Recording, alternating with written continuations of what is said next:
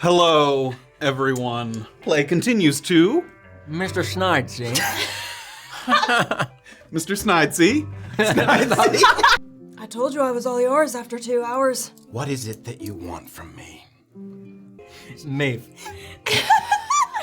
I owe a few people right now. You know how moms, they don't tell you details about themselves, and then all of a sudden you're like, oh my god, you were a person once. Mothers, eh? Anything looking familiar? We can go. I recognize this.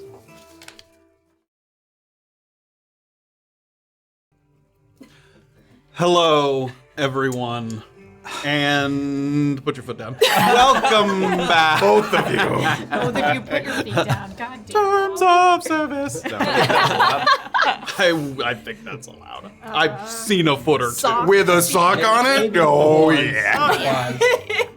Sock on for free. You gotta Sock off. subscribe. You gotta go to Ooh, Patreon. sock off. Welcome back, everyone. What do you think we do the to whole Notch and Tabletop Soda? Notch. Oh, Jesus Christ, please.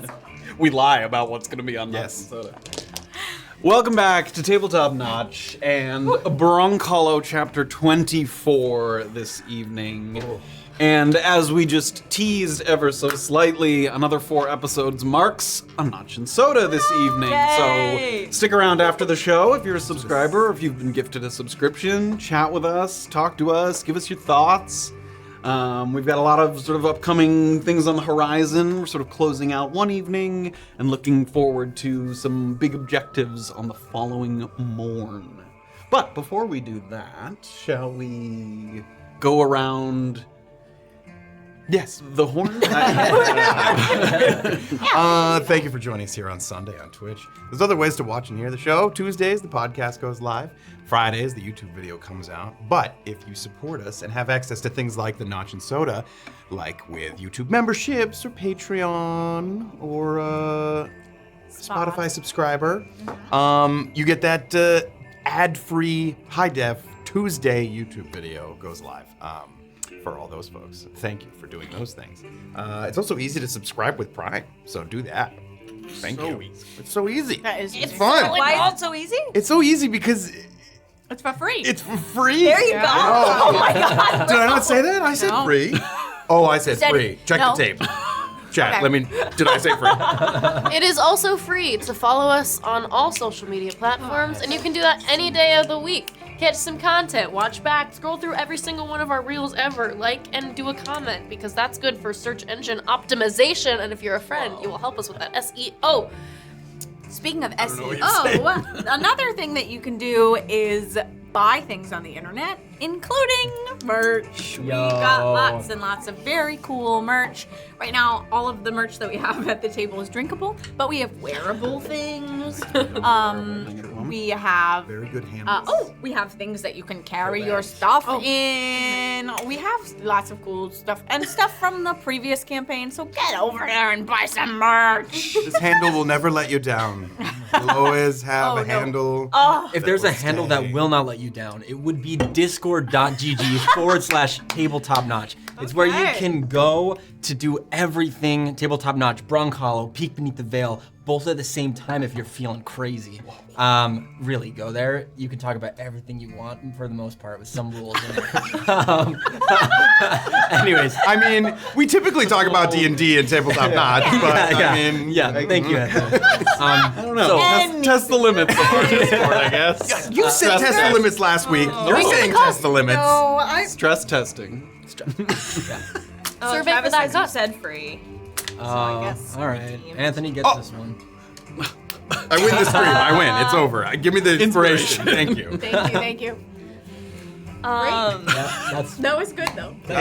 There's no news on the Patreon front, but like But you should said, join there's- up. But you should join it, obviously. Well, Oh wait, there's free always, stuff, yeah. and we just dropped our Brunkhollow Powerball blooper reel. Yeah, you're giving away all these tasty things for free. They are. Some of the tastiest morsels. You gotta lure, and then you gotta. Steven. Some of the Steven stuff is free. Yeah. Well, the well, music. Steven's stuff is gonna be free because it's Steven's, not ours. No, All right. you That's- should join the base. Sounds of the Cusp Yeah. and the Valley. Really Sounds of the Valley, not really Sounds of the Cusp. I finally got a stream streak. I hate you. Oh my god. Absolutely. Speaking of stream streaks, Jordan's gonna take it away for some. Thank you. Anxious You to get are started. really killing the transitions, Deirdre. I think you're queen. Here we go. I saw somebody did it before we even went live, so they're extraordinary. Oh, Cool Shaver gave out 10 community subs. Thank you so much.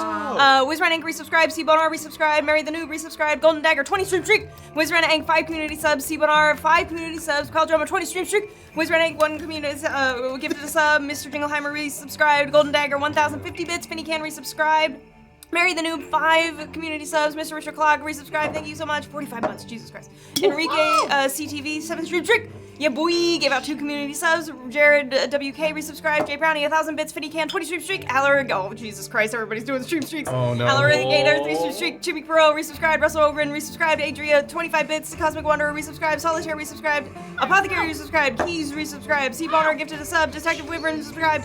Atmos Chem, 5 community subs. Thank you so much. Poshman, 10 stream streak. Captain Coral, resubscribed. Yeah, boy, 100 bits. Jesus Christ, you guys. Are we at a level 5 wipe Twain? Atmos Chem just resubscribed from stream Prime to Tier 1. Thank you so much. Seth1690 resubscribed. Flimper gave out 5 community subs. And Bearsy Poo gave out 5 community subs. Wow. Like, for after the God show. damn, take It was mine. I didn't see it. That's bullshit. I swear to God, I'm not messing with you. I wrote Jordan, read my shit. Maybe it took off. got filtered. It got Of filtered. course. Thank you Life all. resubscribed. You Jumpy, 3 stream streak. Moon Drum 6 story stream streak. There we go. And I think someone know was about to stories. say it, but if you've been gifted a sub, please stick around, chat with us, theorize with us, have a great time on this most St. Patrick's of days. Cheers to you all. Cheers, guys. To me.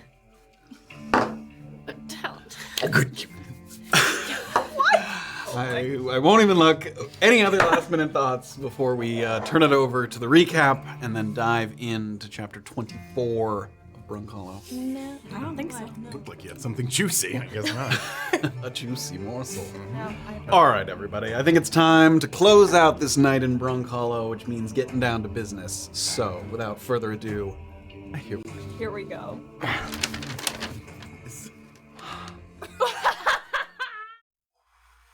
Oh, I don't need my glasses. Previously, on Chapter 23, Jail Under False Colors, the mysterious meeting caller at the Lucky Heathen turned out to be Corliss Oregander, Warden of Fort Contrition, and he came bearing a surprising proposition. He was looking for what he called a Red Team, a group of undercover agents assembled to root out corruption and possibly acquire information about the escaped convict. No, I'm not hungry. The party wasn't ready to commit right away, but it was intriguing, and elsewhere Doxley was making a proposal of her own at Navos C&C. Izzy was surprisingly receptive to the idea of relocating Gujek's family, which finally set the wheels in motion for her bigger plans regarding the moving cusp. I'm not thirsty. The rest of the evening was more personal in nature, including a long overdue chat between the siblings Tyrun. There was also a small glimmer of connection between Kayt and her mom when she learned of her past academic pursuits in what she called devotional imagery, which set the stage for a possible visit to the statue that had just been dug up. And no, I'm fine. Does Mrs. Mori know more than her conservative demeanor would imply? And was Corliss about to unknowingly serve up Haskell pips on a silver platter? Stick around and find out on Chapter 24 of Brunkhollow. Never should have brought my mother here. Thanks, Mom.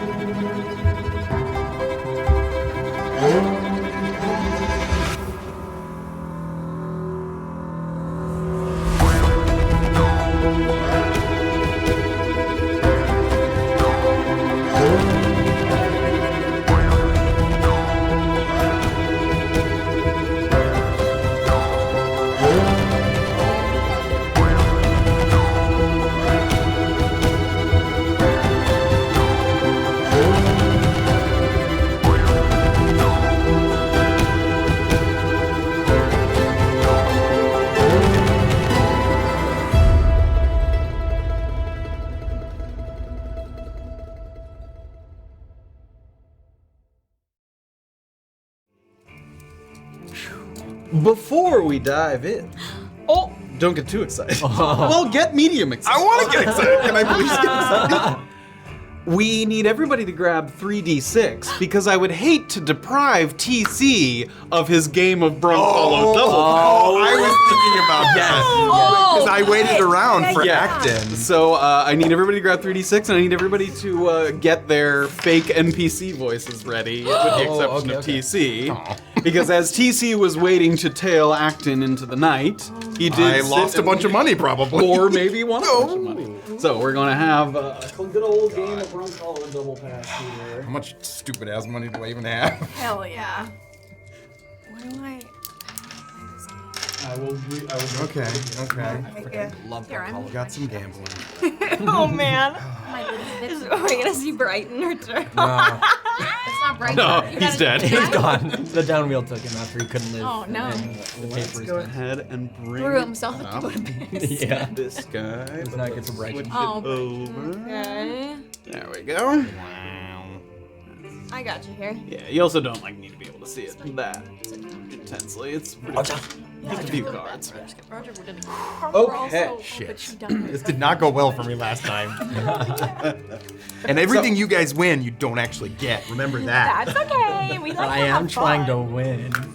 Let me. Yeah, well, just remember. Yeah. And that if you can help a brother out, it would help the party out. A quick reminder of the rules of a Brunkhollow double pass. So it's a game for 2 to 5 players. We have 5 lovely players here at the tables of the Lucky Heathen. Oh my god. Each player sets aside 3d6 and some other stuff that's not relevant to us at the moment. Okay. The hands, the best thing, you're gonna roll your 3d6, and it's basically poker hands, but with only 3. So the best thing you can get is 3 of a kind, and the best thing of 3 of a kind is 3 6s. That's the best possible roll you can get in the game. The next best thing is a straight, 3 numbers in a row. Then after that, 1 pair, and then after that, a high die. So if you have a 6, that's okay. It's not great, but it's something. So that's what you're aiming for. So you're gonna, don't do it yet, but you're gonna roll your 3d6. And then we're gonna go around in order. We were gonna start with TC, and actually I think it goes counterclockwise. So we're gonna start on this end with whoever you are, and we're gonna go counterclockwise. And basically you just you can choose one of 3 things. You can choose to duck, which means it's basically folding, it's leaving the game. You can choose to pass, which leaves the board as is. Or you can choose to double, which is to up the counter, and it's, exponential. It doubles each time. And that's the amount that each person would have to put into the pot if they continue to play the hand out. Silver? Yes, it's in silver. yeah. It's not in gold. It's in silver. Now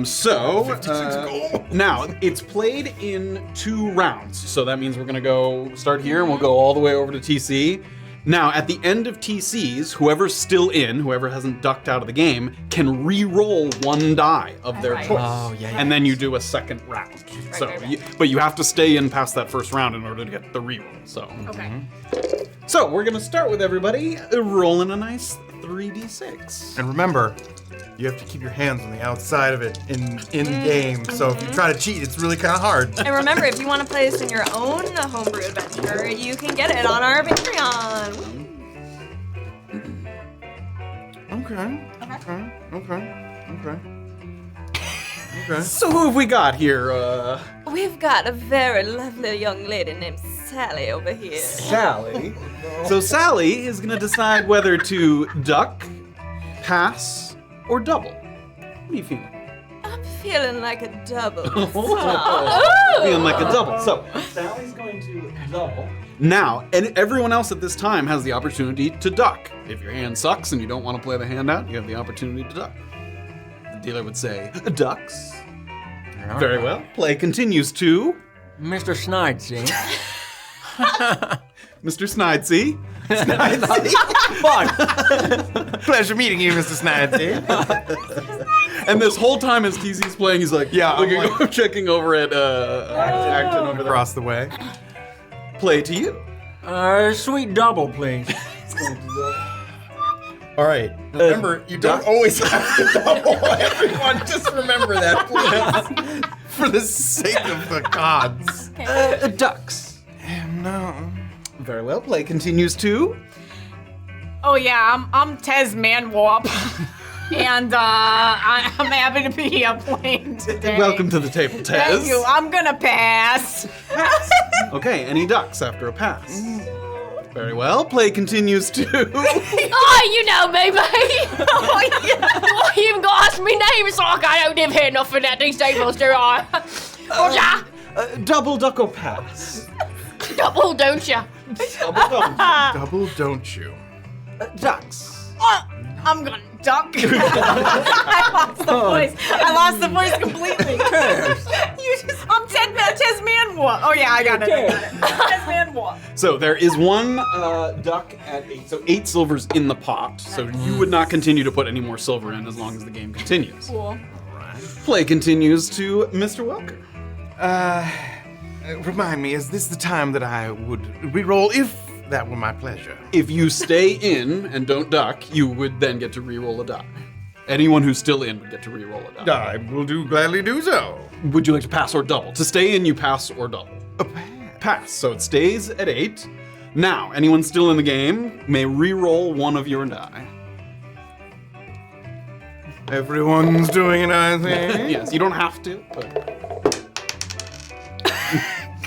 The cigarette tastes really good.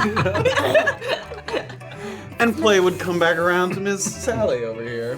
I think we're gonna go for a modest pass. A modest pass. Ducks, anyone after the pass? Play continues. Yeah, I'm doing modest pass as well. Oh, another pass, a little strategy. Ducks, anyone? So confident on the first round. We've already have a duck there. I already ducked. Be honest, I don't know how to read. Okay. I'm all in. Does that mean you'd like to double? Yes. Well, ducks, anyone? Ducks. It's hard for me to let you get away with such brazen bluffing. I will pass. You will pass. Okay. That's going to take us to the end. So that means that 4 people are on 16 and 1 person is on 8. So if let's go around the table one at a time there. All right. Sally has double 3s. It's a pair of 3. Mr. Snide, double 3. Ooh. And what's the kicker? What for kicker? 5 kicker. A 6. Oh. Pair of 3s with a 6 kicker is currently the high hand. Continuing around. You have. What do you have there, my dear? Read them to me. Oh, Roger can't read. she loses. Damn. Does she have nothing? She has 2 2s. Ah, okay. A pair of 2s. Still maintaining the 3s with the 6. And Mr. Welker. I do not have anything better than that. All right. Hand to Mr. Snodgrass, whatever your name is. Sweet oil, as they say back home. So that would be 72 silver, 7 gold, 2 silver. So you put in 16 silver, so 1 gold, 6 silver. Oh, okay. Yeah, okay. that was the total pot there. I see. 1 gold, 6 silver. Okay. We'll do one more round, given that Acton had not quite gotten up yet. Very nice one, and we move one over, so you're going to be first to act in this round. Okay. Roll 3d6, everybody. So your cigar almost smells of strawberries and cream. Tastes like it, too. I love cream. I have a second one. Would you like it? Ah, mate. Oh, here you are, Roger. You give me a light. Oh, yeah. There you go. Mm-hmm. Oh boy. Play to you, sir.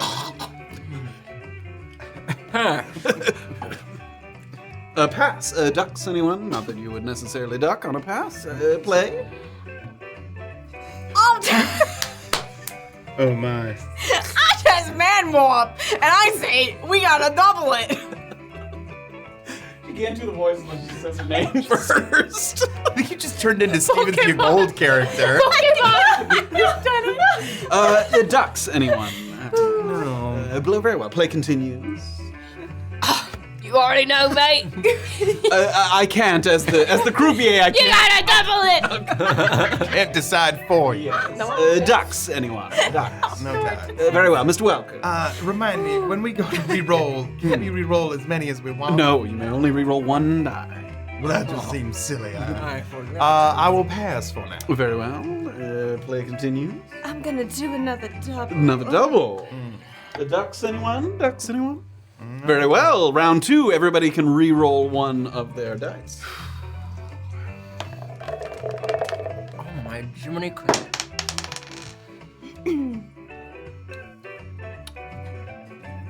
And the board returns to you, sir. Let's do a pass, please. A pass. Very well. The play continues. I'm Tasman. And I think we should double it. Very well. I believe I will duck out. Duck. Any other duck? Double it! I've got somewhere to Well, we have.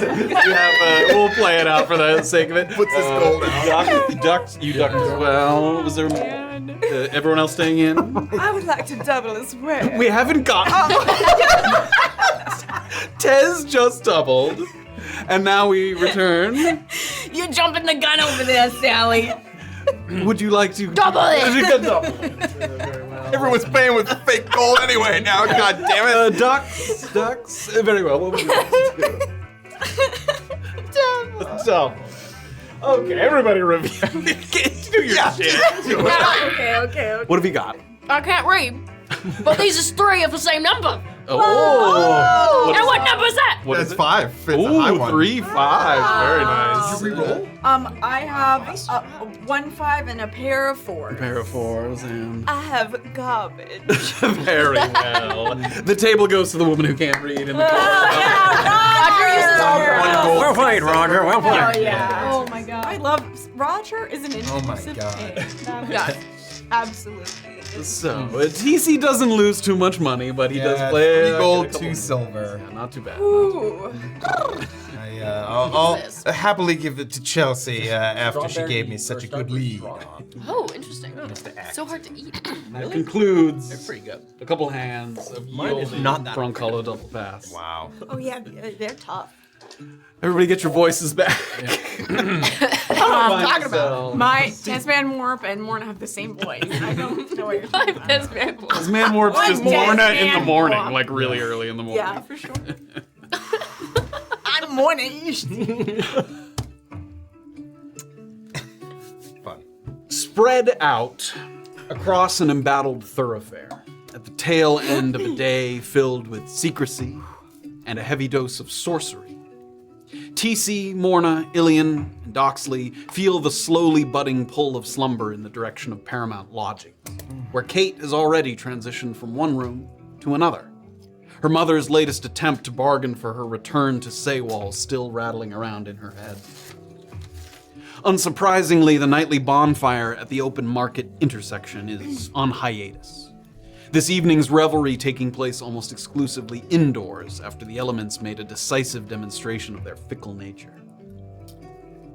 A deep breath brings with it a crackling, cool contrast to your inner warmth in your lungs, a sensation sometimes reserved for the first snowfall of the year, but now a byproduct of the valley's vociferous winds. Tonight is an extra blanket on the bed kind of night. A let the dog curl up by your feet kind of night. A curse the initial icy betrayal of your sheets kind of night. A keep your socks on till you kick them off in your sleep kind of night. Another remarkable night in Brunkhollow.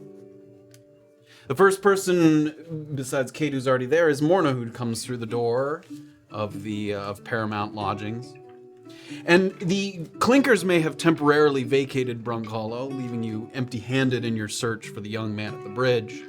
But the Paramount provides some comforting consistency. It's more than welcome after a day filled with some wild twists and turns. As you've come to expect, Mr. Clemens smiles and nods.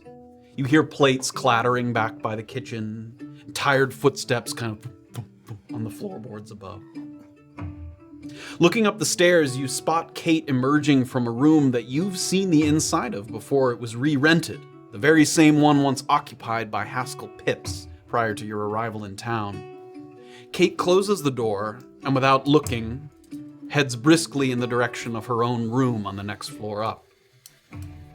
You stand there for a moment and, without realizing it, you just kind of zone out for just a brief second, a little bit of mental fatigue just kind of overtaking you.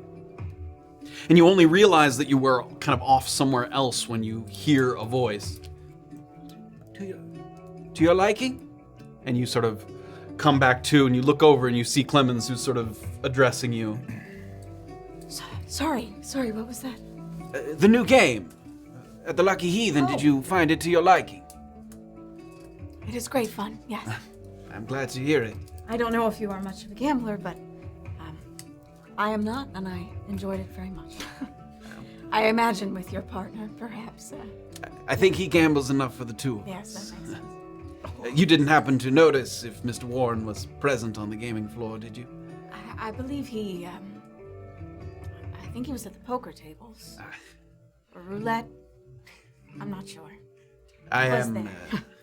set to be relieved in about an hour, and I was just wondering, based on the state of his luck or his liquor, whether that still seemed like a reasonable estimation of his reappearance. You might want other help. I'll send for some if I need it. Thank you. Anything else I can get for you this evening? No, sorry. Thank you, Mr. Clemens. Very well. Have a restful sleep. Thank you. And I'm gonna, she's sorry. She's sort of like awkward about always sort of being a little bit frazzled around Clemens, so she, heads on up the stairs. Head upstairs.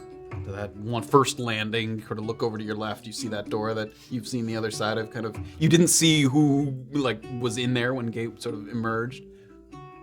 Turn. Okay. You go up. There was nobody, the door wasn't cracked, there was nobody... Kayt closed it as she was leaving, and you didn't see anything on the inside of it. Okay, cool. And on up to your... Back out in the thoroughfare, your walk back to the hotel takes you past the music box and the chop house, two of the last bastions of clustered company on this kind of unusual evening. And while the bottle has its appeal, so too does some restful sleep, given the number of items on tomorrow's ever-growing agenda. I'd like both of you to roll a d20 for me. Don't add anything to it, just a d20 roll. 10. 6.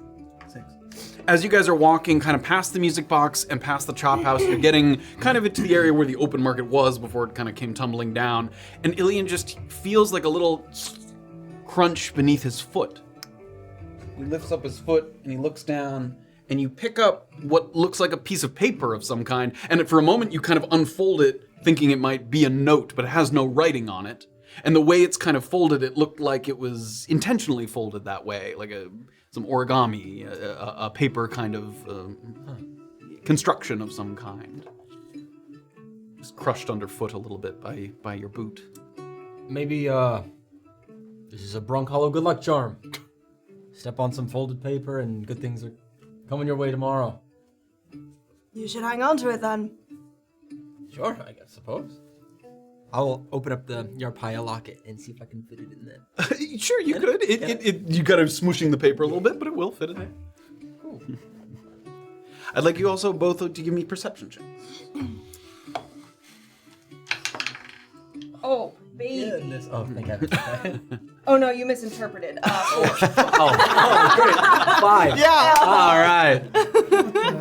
You kind of give a quick look just to see if you notice anything in the chop house as you're going around the corner there. It has those nice sort of big floor-to-ceiling windows on the first floor, but as you saw when you were coming into town, some of those windows got cracked as things battered against them during the winds, and now they've been there's pieces of wood that have been sort of gently placed over them just to make sure no further damage happens. So even though you're trying to kind of get a look inside, maybe see if you see anyone, it's hard to see just through some of those slats and boards that have been set up there. A few more steps, you find yourself right in front of the porch of Paramount. Well, another day completed. Yes. I'm gonna go pass out, I think. All right. I'll probably be back in our room shortly. Oh, okay. See ya. See ya. Head on inside. You again get a little nod from Clemens. Evening. Evening. Heading upstairs to your room. Yeah, straight to bed. Once I'm sure that Illien has entered the room, You see him disappear up the stairs, and that's as far as you can kind of see him. Doxley's gonna go up to TC's room. Oh my god. Head up the stairs. I don't think I'm there yet. He's not. Oh well. Hold on. There's no response. Doxley's just gonna lean up against the door with her bottle. Do I? You do hear a knock on the door. I mean, the walls are not so thick that you can't hear a knocking on the place next door. You just wait and listen. Okay. Actually, I'm gonna poke my little head up. I'm gonna like crack the door. And I'm actually gonna close it. I know it's gonna end. I know. I got it. Cool. Close the door back. Just outside, a little bit to the east. Perhaps it's a little bit of the psychosomatic component of tailing Acton only to be met with his sort of vehement denial and defensiveness. Or maybe it's a little bit of the normal ebb and flow of the aches after a long day. But your leg, as soon as you're coming down from the stubborn bluffs, is suddenly throbbing as badly as it did in like the hour after the injury was first sustained. Just that every step, even with the assistance of the cane, just a little sharp sting from heel all the way up to your sort of waist there. The downward slope is forcing you to kind of shuffle to avoid hyperextending your knee. You can't like walk straight down, so you're kind of doing a little sideways, foot, sort of close together, far apart, close together, far apart. And this whole affair is causing some sweat to form on your brow. It's frustrating how much concentration it takes just to get down this little slope that you've walked up and down several times already. Terrible evening. A little bit of frustration's mounting. This is the difficulty of so simple a task. Finally, as you're just about to get kind of down off of that slope and move back into just the tail end of Detention Pass before you enter into town, you're given something else to focus on besides your own infirmity when a man with thinning hair and a scraggly beard approaches. It's the same one that was hauling mithril ore to Narvos CNC. He was ahead of you in line, made a little bit of conversation. It was the two of you just waited for service there at the courier's office. And you see him sort of recognize you and move toward you, and then sort of, it's dark out, so it takes him a second to sort of recognize, which you didn't have before, the limp and the cane. And he takes a couple steps. You all right there, sir? You need a hand? Oh, I'll be just fine. Thank you. Hells, I know you Mr. Five Crossings. Oh, yes. Good evening. Has it already, it was just the other day. It was, but last time we spoke, you was a little less askew. Yes, watch yourself on these bluffs up here. One wrong step can send you ass over tea kettle. Well, that happened right here then. I was gonna ask, you didn't find yourself falling down a mine shaft? No, nothing like That's gotta be the most common cause of injury in Brunkhollow, unless you count crawl sickness, but... No. Anyway, one of the co-owners of my digs got himself hurt a while back. Made it awful precarious to get around. So I sympathize, is I guess what I'm saying. Yes, shouldn't be too much longer on this crutch. A bit of healing potion here, a bit of, the local doc there. I will be just fine. I understand if you can afford a couple potions, that turns you around real quick. Right. All right, I'm not trying to keep you or nothing. Everything all right? Oh, everything's fine. Sorry, just sort of a coincidence. I mentioned that I might be selling my place. I got an offer on it, and I wasn't advertising or nothing. An offer? Just kind of came to, and I was coming from a friend's place. I was getting his advice on making sure that the price that I set wasn't embarrassingly low. Oh, that would be terrible. I know that it's going to be not market price, given that I do have to leave in a timely manner, but... I was going to ask, has your timeline changed at all? No, not to my knowledge, not unless I receive word from the family. No, I don't have the funds on Oh, me no, now. no, I wasn't trying to... Forcing my hand. No, of course not. Oh. I picked up both of my hands and I let go of the pain for a second. No, I wasn't trying to push you in any direction, one way or the other. Just sort of a coincidence. Is there a number that you landed on? I said 1,500. I imagine that's a bit on the lower end for being so close to the main thoroughfare, but as I said, Have you spoken with the bank? Have they given similar loans for similar houses? It's tough to tell because, people want to be close to town as best they can. But I'd rather have it, sold sooner rather than later. I don't want to be dragging my feet. What about the neighbors? Have you had much of a chance to, see if they're friendly folk up here on the... I know a few of them. I'm right next door is Shelby. He owns the apiary. I don't think he's looking to get a bigger house. Anyone else along here that you've made friends with? Not really. I was hoping that once my family came to town, we'd sort of get to know the people on the row a little better, but I don't spend much time up there. I'm usually at the digs. Right. There was one I saw just sitting out on his rocking chair, and I'll describe the gnome from that sixth house. Who was, sorry, just to be clear, which one you was? The gnome in the house. Sixth house. The one who was inside. Not out. Yes, there was Not someone out on the actually the porch guy who was who's like tending to Yeah, his. no, Yes, fuck correct. that guy. One inside. You used to describe him, and that doesn't sound familiar. No. Gnomes mostly live a little further down, by tents and whatnot. Interesting. Maybe just a visit from a friend. Perhaps. You said six house down? Yes. Are you Now familiar with the owner?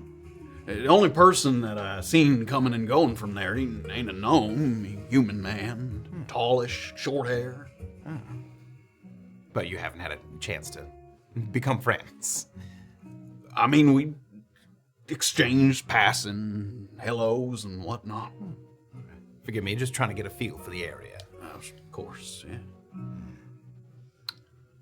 Well, in the next few days here, I shall, while mending, figure out whether I might be able to go get a loan. Sure. He calls himself Mr. Yittibon. I don't know if that helps. Oh. Mr. Yittibon. Interesting name. You interested in his house, maybe? And again, No. I ask because it's smallish. Right, and yours so close to the thoroughfare. Again, I ain't trying to tell you on real nothing. You can ask him, I suppose. Perhaps it's getting a bit late. I hadn't heard he was looking to sell or nothing. Wouldn't assume. That coworker I mentioned, the one who got hurt himself, falling down the mine. Did he work for Bison?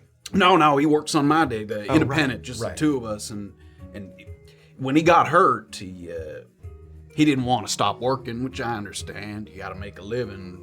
Refused to take it easy. He had a cane too. He used to walk around with, but he carved some kind of compartment into it where he put these stones. They're like clear, sort of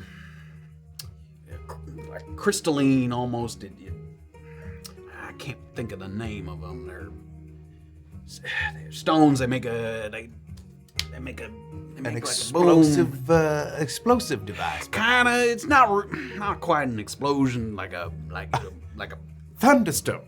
thunderstorm. That's what I'm looking for. He had small thunderstones that he put in his cane. He did. I think it was his estimation that he could buy himself a bit of time if he was out in the downwield and a bear or something set upon him, that he could use the end of his cane to make a thunderstorm. It didn't blow the cane to bits. It just made I understood noise. that it pushed whatever creature that he came into contact with. I see. Where did he find the thunderstones? I think he bought them from Good as Gold. Is it Good as Gold? Samson and Samsonian. Right, it's so confusing down there, especially with the sign come down in the wind. Hope the wind didn't affect you too harshly. No. I mean, it came through up on the hill, but house is fine. A couple shutters loose, but that's it. Right. Interesting. Now that he's healed, does he still use the cane? No. To my knowledge, he never had to use it. He just had it just in case. So it might be just lying around collecting dust now. I suppose, yeah. Huh. His name's Liddell. Liddell? Liddell. Where does he live? Where might I run into him? He doesn't have a house in town, but we meet out on the digs on the regular. I could tell him to come find you if you're interested. Perhaps, yeah. Where can I tell him to look for you? That's Paramount. Mr. Clemens will, All right. TC. Yeah. Yes. Autry. I think we... Well, excellent, Mr. Liddell. Mr. Adlam, first name Liddell. Mr. Liddell Adlin. Liddell Adlam. Yeah. Adlam, A-D-L-A-M is his last name. Liddell Adlam. Thank you. I'll tell him to stop by, and I might sell it to you if you're interested. I'll probably be needing this for at least the next couple of days to a week. A couple healing potions turn you right around. Right. I won't. Got the funds. I won't take any more of your time. I'm sorry. It's all right. I find myself looking to confide in others now that I'm on my way out. I feel I'm gonna miss this place. And here I am, only a few days in, feeling like I'd like to confide in people. So, Second house on the hill if you need anything, or if Liddell don't find you, you can come find me. I'll see what I can do. cheers. Good night. Good night. Heads up a little slope there. Thunderstorm cane. That's even better than my stupid idea. Heading back to Paramount. Mm-hmm. Right. Head through the doors of Paramount. Find yourself in the lobby. Clemens once again, as he always does. Good evening. Evening. Long day. Yes, for many people today. The damage, the weather. Many people looking to lay their heads down a little earlier than usual. I shall sleep like a stone. Any news about how close that statue has made it to town? I suppose you could ask over at EOD, but that news wouldn't come to me unless somebody stopped by. Right. Does Bison typically stay at the dig site most days, or does he stay in his offices? Do you know? I imagine it's some of both. I don't think he sleeps out at the dig site, if that's what you're asking. Right. He returns to town, usually. Where? Unless it's somewhere very far out. It's my impression that it's his surveyors that do the camping in the overnights. Yeah. Well, I shall begin my very own overnight. Good night. Good night, Mr. Welker.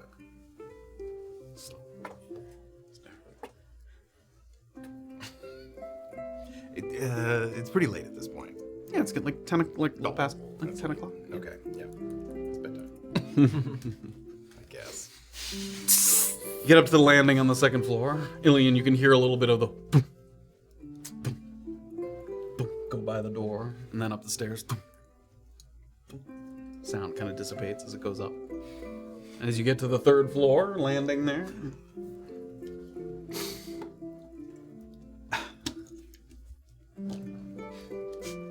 TC will...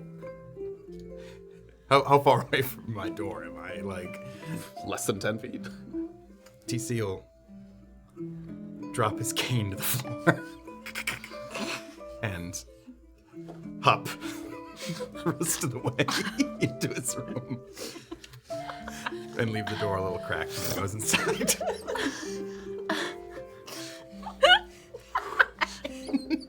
Doxley's going to just stand outside your door, completely confused. Okay. She's got her bottle. She's gonna go and pick up your fucking cane. So kind. And she's going to go to your room. Oh, you found it. I had lost it along the way tonight. So kind of you. Happy to be of service, TC. I have figured out what TC stands for. Oh, have you now? Enlighten me. Thirsty companion. That is... You've done it! Do you mind? Sit down. With pleasure. And Doxley's gonna enter your room and kind of pop a squat on top of your desk. She's gonna shuffle whatever papers or anything. She's just gonna make room on your desk and sit on it.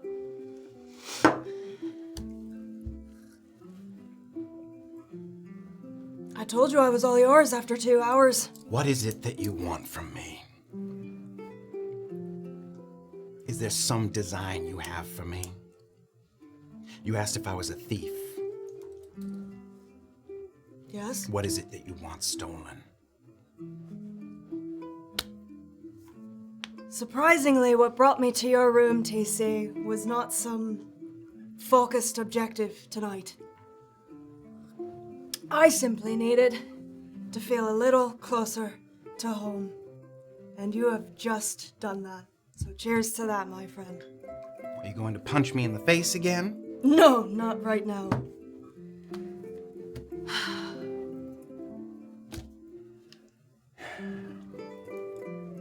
Well, I'm surprised. Me as well. I thought you had some nefarious design for me. You're giving me much more credit than I deserve. Why are you thinking that?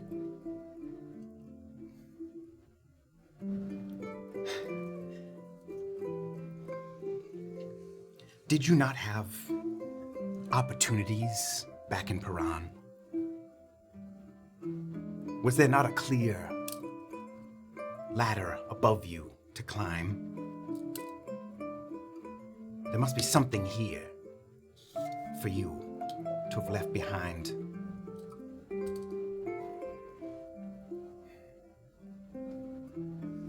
And you didn't have that? At your dead-end family business? No. Maybe my ladder wasn't as tall as you're imagining it.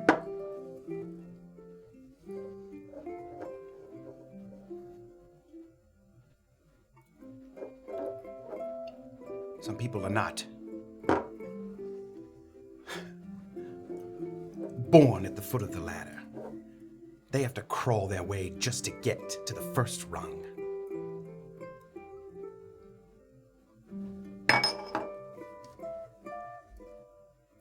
Who the fuck are you, TC? Just a belly crawling bottom feeder, I suppose. I deal with those kinds a lot. And you are much smarter and much more capable than any of the ones that I've encountered. Well, I don't feel it right now. Gestured to my leg. Give it a few days. You'll be fine.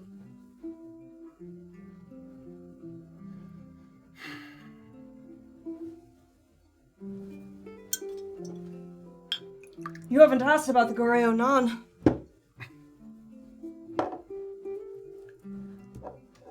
I intuited a bit from our group conversations. And you are unlike all of our other companions that have no follow-up questions. No thoughts. I just asked you why you're here. Why? Why leave the Goreo Non?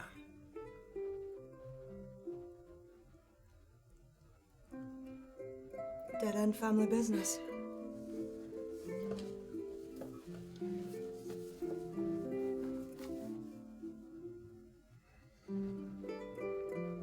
Obviously, there are things we are both still not ready to share, aren't there? Someday, though. But I'll have you know. Brunkhollow's gonna be mine. And if you want a ladder, I can be your carpenter. A bold assumption. But don't doubt you're up to the task. So do you know what this little goop does?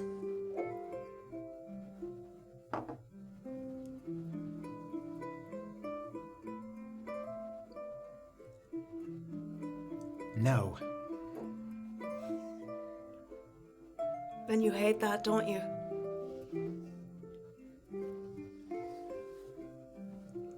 Sometimes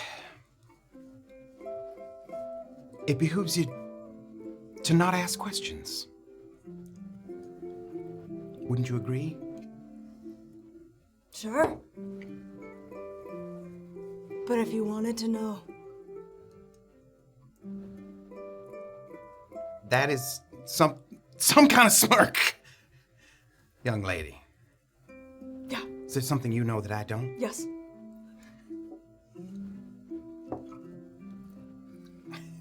And would you share it with me? Would you like to know, TC? Yes, if you fucking know. It's some sort of concoction that, when applied to stone and electricity is then struck, it ruins the stone, demolishes it. Electricity makes it corrode. Correct.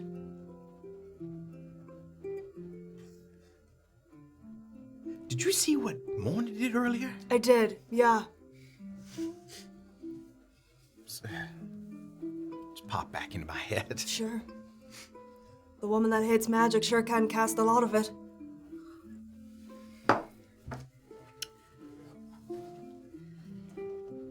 You got any hidden talents like that?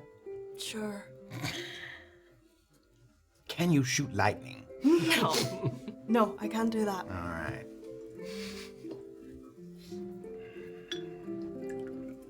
All right, TC. It's been a long night. Don't want to keep you up. You need your rest.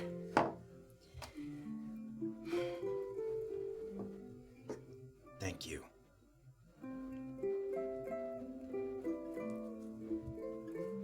I'm only as bad as I have to be, TC. Maybe we will be able to share more soon. All right. Good night. Good night. I will leave. I'll take my bottle. Last one. A little bit of time has gone on here. How much could I hear? Of conversation, almost. You could definitely hear like some okay. like muffled.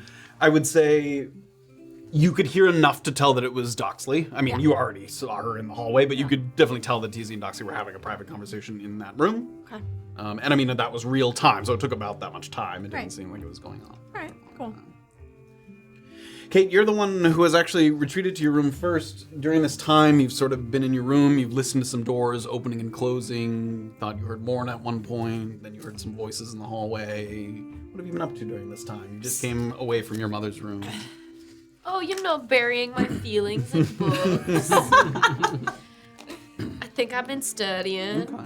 Get like 2 hours in. Probably squeeze in a couple 2 Given hours. it's like yeah. 10 p.m., yeah. Gonna get in a couple hours till midnight You may on indeed. Introductory Alchemy 1. She does this, she's done many times before, which is bury her nose in books, let the rest of the world sort of wash away, fade to the back of the mind. And you absorb it greedily, you know, as you read through and you study, you go through a number of pages and then you flip back and then you read them again and again and again and you make sure that you know. There's a couple of moments where you just had to close the book and you try to sort of test yourself like mentally over and over again to make sure that you've absorbed the information fully. Finish up your studies. It's gotten kind of quiet. Do you retire for the evening? Yeah, almost like going to like reach to like take off my poncho and then realizing it's still in my mom's room. And feeling bad. But yeah, then just like settling, getting ready. Knowing there is work to do in the morning. Trance. Turn it over to Morna. Anything during this time She's just gonna say her prayers and attempt to sleep, but there's a lot kicking around in the brain, and there's that ever-present sort of throbbing in the back of her head and body, and she's just like trying to calm down until she eventually tires out.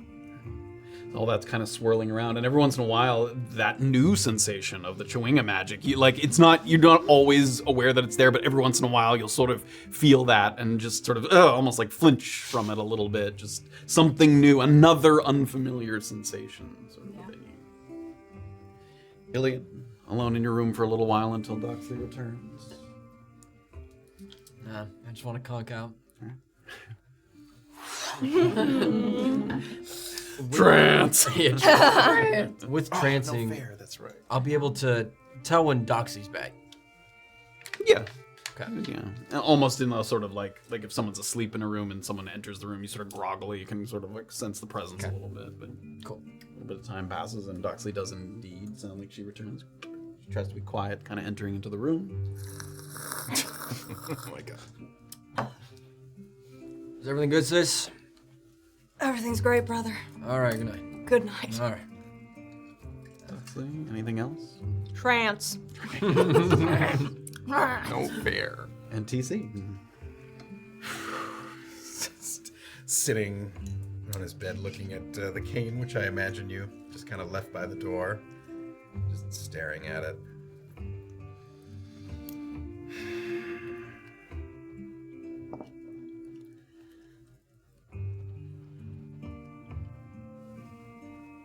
It'll belong to somebody, I suppose. Will it be her?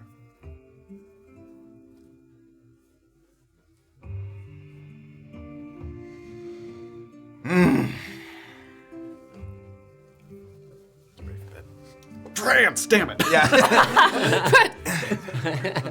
Shit myself. Stupid human. Going to bed a little earlier than some of your days prior. It's still pretty much dark out when the elves come to. Not an unfamiliar experience, as elven body clocks are a little less sunlight dependent due to the nature of the sort of condensed trances that you take. Looking out your window, you can see the smallest slivers of orange have begun to creep up just along the horizon. But Brunkhollow homes are still bathed in black with all of the interior lamps unlit.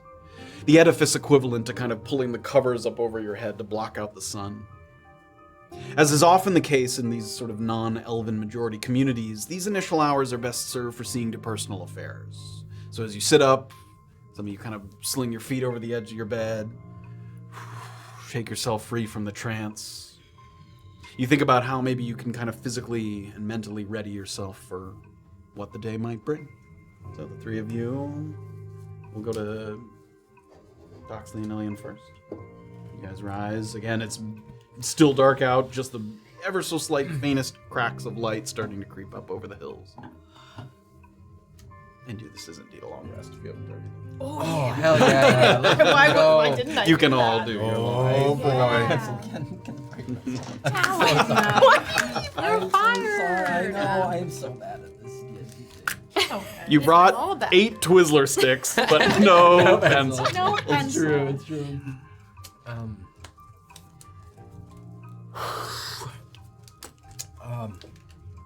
You ready to meet your destiny today, brother? I don't, yeah, I think so. That's the attitude I Alright. want to hear.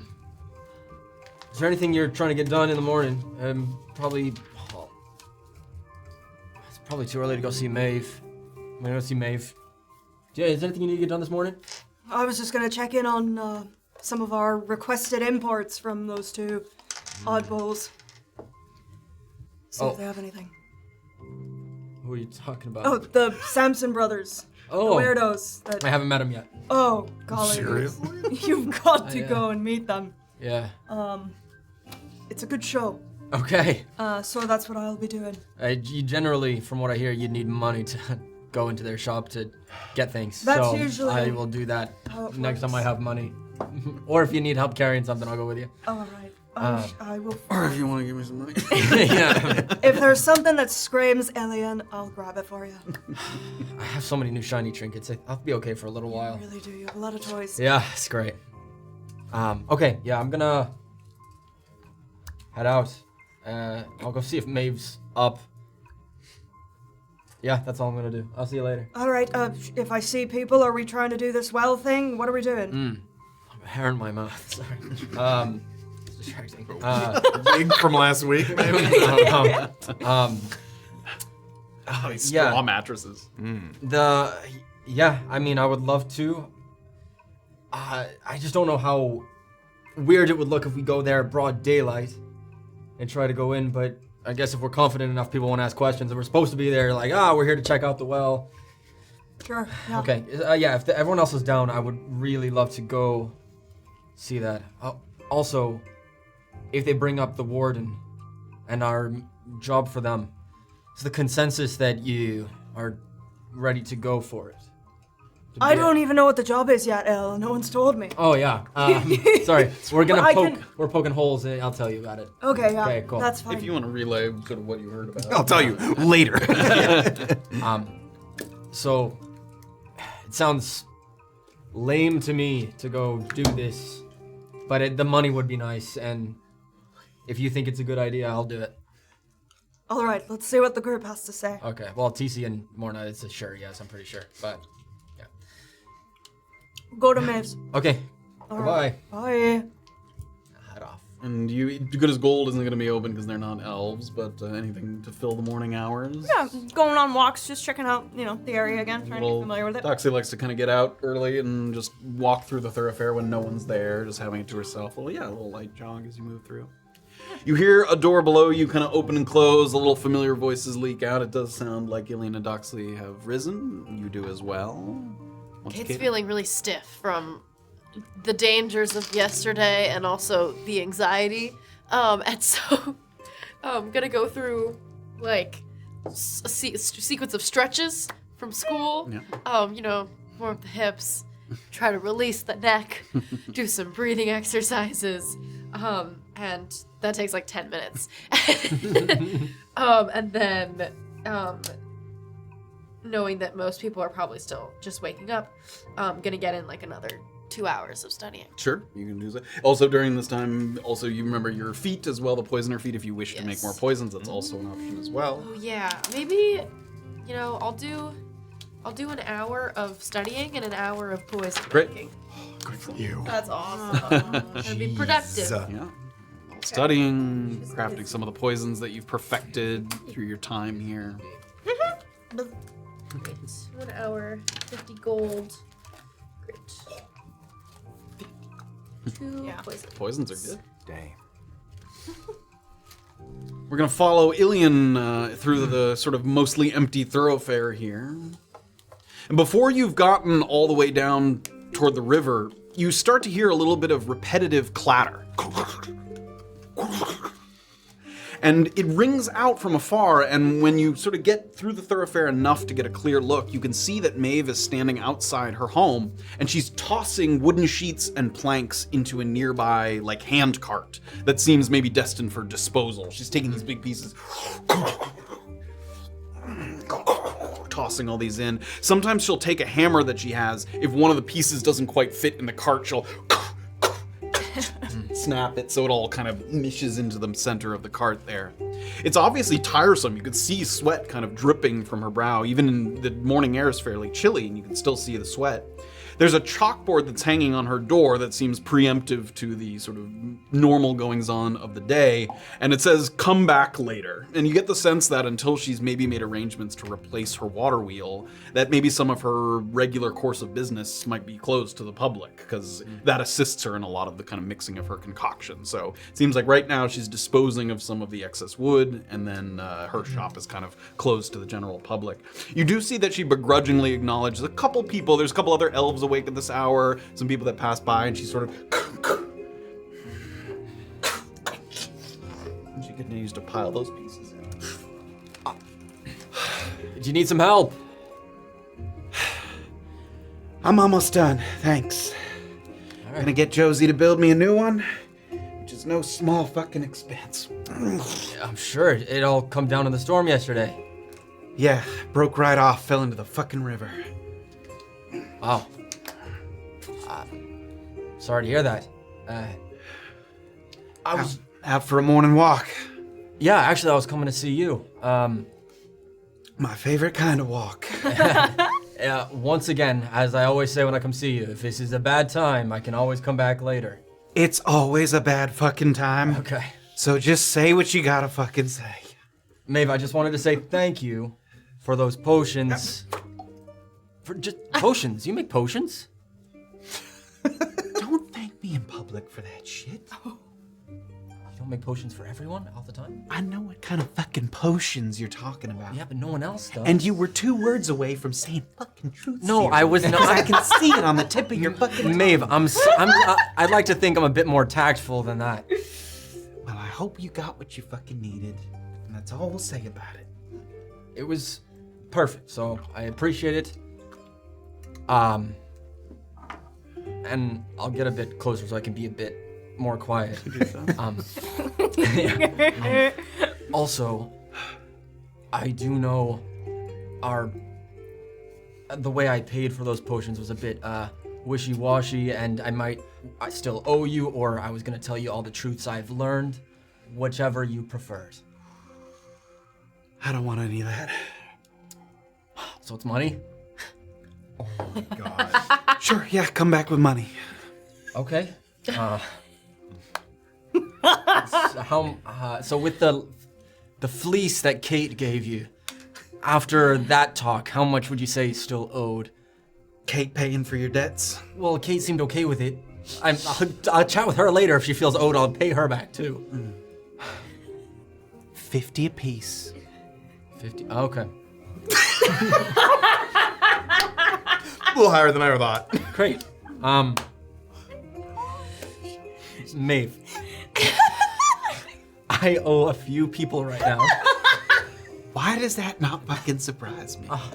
Crenshaw makes the coolest things. It's hard to not purchase from him. Crenshaw gave you something on loan. No, I paid. I paid him in full, Maeve. I did. But I will pay you in full. Really. Oh, this looks so bad. Okay. Here's the thing. I owe Morna 60, but then I'll come back and give you 100. I don't fucking know who that is. Oh. Morna, I came to town with her. She's one of the people I've been in my party. I'm one of my regulars. Okay, I'll come back with the money later. Is there anything else I can do for you? You don't need help with anything? Why don't you take this fine cart and haul it over to Josie's? And we'll knock 10 off your tab. Really? For both or just 10 total? 10 total. Okay, 90 it will be. I can do that. Great. Thank you, Maeve. I appreciate your patience. Big jobs might be coming, so I'll have that money soon, hopefully. I'll wait with bated fucking breath. Great. All right, Maeve. I'm gonna take the card and start wheeling. It has been a pleasure as always. Yeah. Great. All right, head over the bridge. As you're moving this thing through the thoroughfare, it's like making an absolute racket. People like peek out windows and stuff. Trying to put one hand on the top to hold it down, I guess, a little bit. Oh my god. Start to head in the direction Wow. of Trusted Timber. No good deed. I just want to say thank you. All right. Doxley, anything else during this time? Finishing your run. Kayt, you would have finished up some of your potions or some of your poisons and your reading. Yes. Anywhere you'd like to go. You can see that the town's starting to come a little bit. We'll say it's probably getting to be around, maybe 5-ish in the morning or 4 o'clock, 5 o'clock. So some people some early risers starting to get up, but the majority of the town still has not sort of come alive yet.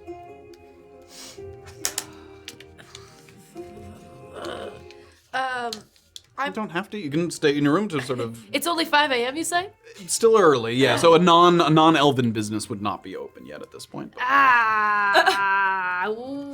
What's 1 more hour of studying? Sure. You can get another hour. I was gonna study till 6 a.m., so, okay. You may take another hour of studying there. A little bit more time passing. We'll say you were able to draw. You take it over to Trusted Timber, and Josie is a human. There's nobody awake there. You sort of look around. Dump the pile of wood there. Yeah, great. She'll know exactly what this is about. Was there anything else you wanted to do just in those early morning hours? Not in the early morning. I'm waiting to see when. Not sure when EOD really opens for business, but just keeping an eye out. Yeah. You're out. As you're starting to, you take a little time to yourself, sort of getting your bearings in town, and similar to what I just said, you start to see snippets of the town coming alive. People kind of coming out their doors, waving to their neighbors and stuff. Some people moving carts, getting on horseback. So town ever so slightly starting to sort of come up. Actually, Yeah. Who's working at the front of the Paramount right now? Is it When you came downstairs, Mr. Warren was asleep at the front desk. So, so as you kind of go back, it seems like he's still asleep at the front desk there. I'm gonna walk up. Mr. Warren. Mr. Warren. Sorry to wake you. Mr. Welker. Close. I do have business for Mr. Welker. It's Illien. Mr. Tyrun. Yes. It's good to see you. Do You can smell the liquor on his breath. He just seems like a little out of it that he hasn't sort of gotten a full night's sleep. Really quick, I was. Do you feel up to doing me a favor? It's not big. Yeah. Small favor? Small favor. Sure. It'll So it'll be fine. So I'm gonna take out 8 gold. Okay. It'll be this 4. This is for TC, and this 4 is for Morna. If you could just give it to them when they come downstairs. I'm too embarrassed to give it to them in person. But just say it's from Illien with love. They'll probably know. From Illien with love. Yeah. Takes those. Again, there's those little cubbies behind the front desk, and he sort of looks for the room that. I think that's Mr. Welker. Istigh. Awesome. Thank you so much, Mr. Warren. Okay. I'm gonna just head to the kitchen, probably get some coffee or breakfast or whatever. The rooms at Paramount are not the epitome of insulation, as TC has learned listening to Morna's recitations on occasion when it's been quiet enough to do so. But even if they weren't so sort of thin's a little generous, but just you could hear some sort of speaking at full volume. But even if they weren't, you can hear quite a bit of hubbub begin to pick up downstairs, and Illien, who's in the kitchen area there, starts to pick up on this as well. More and more people start to come into the kitchen through the front door. People are talking, sort of, it seems to be a little bit of excited energy. A lot of them seem like kind of mining types, like in that kind of attire that you would expect. There's people that hubbub continues to grow until it brings you two out of kind of a restful slumber. As soon as you wake up, you can hear that kind of like a lot of kind of talking, people sort of getting ready for the day as they sort of converse and cross paths with each other here at the kitchen. It's nothing concerning or exclamatory. It doesn't seem like there's some kind of emergency or anything. It's just like a steady din, as if the kitchen area were just a little more busy than usual here in the morning. It may be apropos of nothing, but it's nice to hear the town kind of bouncing back to life after what was a bit of a strange evening. You smell the smells of bacon and coffee that are drifting up through the floorboards to help dislodge some of your lingering lethargy. For TC, you woke several times in the night when you would kind of roll over and feel some discomfort in your leg.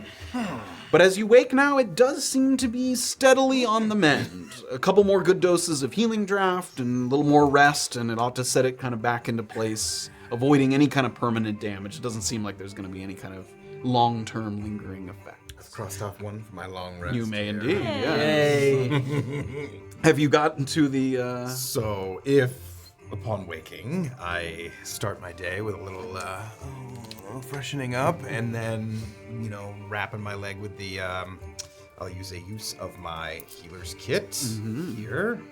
And finally, looking at the 60 gold healing potion that is, not entirely necessary after a long rest, except for this one purpose. You drink it. Not being sort of injured in any other meaningful way, you can feel the sort of healing potion magic immediately kind of trickle down to that leg, soothing a little bit of that throbbing sensation, a little bit of the pins and needles that are in your knee and in your calf. And does that take you down? Yes. My significant Instead leg. of a critical leg. Significant. Go ahead and read that one. So this one, an injury to the leg, such as a sprain, strain, or dislocation, that moderately hinders use of the affected limb. Your speed on foot is reduced by 10 feet. Instead of halved, which is what we wow. just That's before. nice. If you use a cane or crutch to move, your speed on foot is only reduced by 5 feet. No. So Reduced by mobile. 5 as long as you have some kind of aid. You must make a DC 13 dexterity saving throw after using the dash action. If you fail to save, you fall prone. Yes, and I think the other one you automatically fell prone. Is that right? Yeah. if you dashed. Yeah, Yeah. if you So dashed, now you can try and attempt to make a save to kind of keep yourself balanced. And no longer disadvantage on those checks. yes, no longer disadvantage on balance. Balance those checks. So, Yay. and similarly, I've got 5 little things to knock off.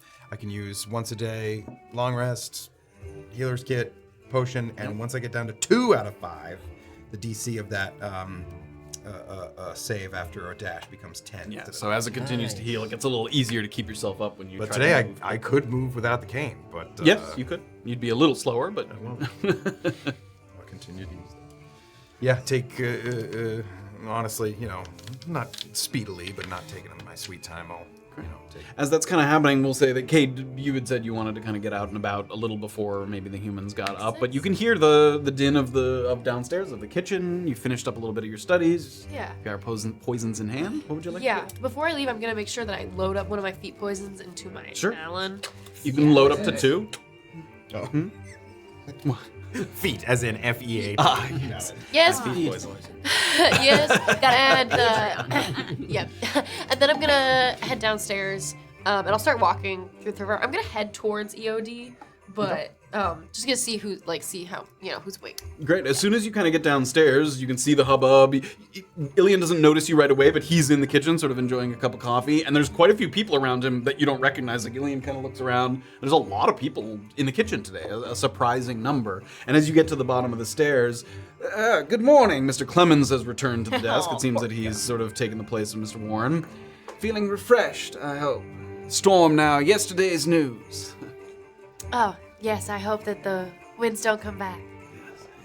It seems, and he motions to the kitchen, that word is spreading very quickly. Bison's crew has brought something of a souvenir back from the digs. The statue that everyone has been whispering about. Right. Brunkhollow's worst-kept secret. They've set it down just a few minutes outside of town to the southeast beside the river. Apparently, Mr. Stott has invited one and all to come witness it. Demystification, he's calling it. And as you can see, a number of people are waiting their turn to take a look at the statue. Oh, wait, I can see the line physically? You can he's motioning to the people in Paramount, like he motions to them. Preventing any kind of foul play, small blocks of time have been divided up where in groups of 5 or 6 can take their turn. They're having interested parties sign up over at Excavation on Demand. And I have a mind to have a look myself when things have quieted down a bit. So all these people in here seem to be like waiting for someone to come get them to go take a look at the this is the statue. holding place. One of the holding, yeah, it's like one place where people are waiting to sort of get their Satellite holding. Okay. Thank you. Of course. And I'm going to run down to EOD. You head out into the thoroughfare. It's starting to cold. pick up an activity there. Yeah, a little chilly. Haven't gotten your thing back. Just as you're leaving the door, someone is passing you in the other way that looks to be kind of in minor attire, like EOD attire. And as you're moving, you can hear behind you, Bolton, Earl, Wheatley, Grissom, and Keats. And some of the people in the kitchen kind of stand up. Illien, you're seeing this as well, and sort of, all right, let's go. Sort of motions to them. So it seems like another group is being kind of led out in that direction. So you head over to Excavation on Demand. As you get there, Whenever you've seen it during the daylight hours, EOD's always been very active and mobbed with minor types. And while today the same holds true, there is a different kind of energy to the crowd learning what you've learned, and instead of organized groups that seem to be coming in and out of the holding bay while others direct the flow of traffic, you've seen before, they load up wagons, send them out, bring wagons in, unload the wagons. That whole process has been replaced instead by something that looks a little more like people like huddled around a town crier that's bearing news, or perhaps some kind of auction. You see occasionally like hands shoot up and it has that kind of look to it.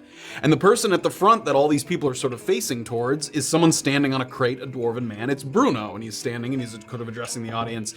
He seems a little exhausted, maybe even more than a little exhausted, possibly from waking up early to maybe coordinate whatever this system that's going on here. And it's possible that that trip back through the downwield when they were bringing the statue, that might have taken quite a bit longer than your guys' trip because they had to bring that statue all the way back. Right. He's up on that crate and he sort of addresses the crowd with a weary, tired voice. The next group is going to be Mr. Copeland, Mr. Gloom, and the Vosslers. Now, if you haven't already put your name in and you want to see the statue, please form a line in front of Nani Mitchell over here. You cannot approach the statue without an EOD escort. You'll be smacked and tossed into the river by one of the many bison lookouts that have been assigned. So don't try to be a fucking smartass. Just wait your turn. Everyone will get to see it. Okay? And he sort of comes down off the crate, and at sort of the direction toward the other person, all the people that were crowded by bison sort of, and they all move over towards this Nani person that he sort of gestured to. After he's done, he comes off the crate, and he walks over to the rear end of a nearby wagon, and he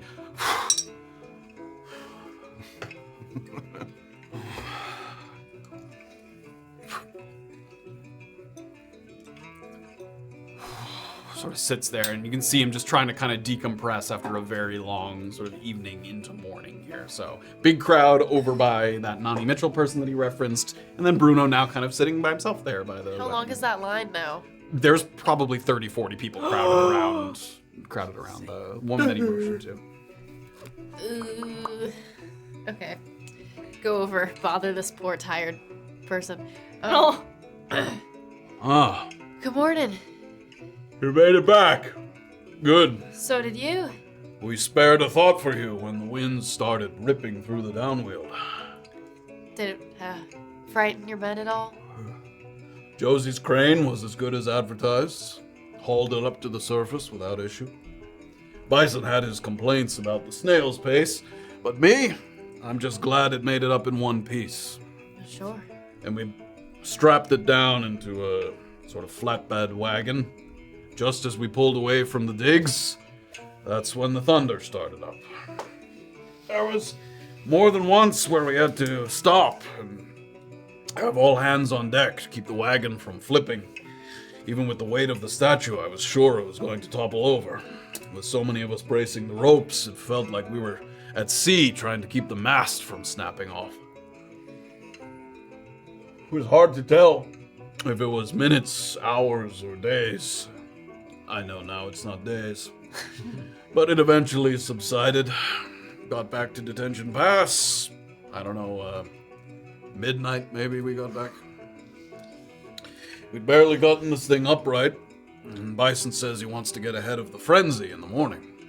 He asks us to put together a system for visiting it in groups. Demystification, he says. Show the people of Brunkhollow that they have nothing to fear. So, since about 6 this morning, that's what we've been doing. Did you get any rest at all? I closed my eyes on the wagon for a bit. Oh boy. That wind, thunder, if you don't mind me asking, did it spook you? Like I said, almost tipped over the wagon a few times.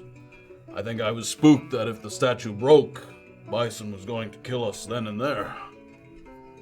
Fair. Enough to worry about with Bison. Don't need to think about anything bigger than him even, huh? I think small. I leave the big thinking to others.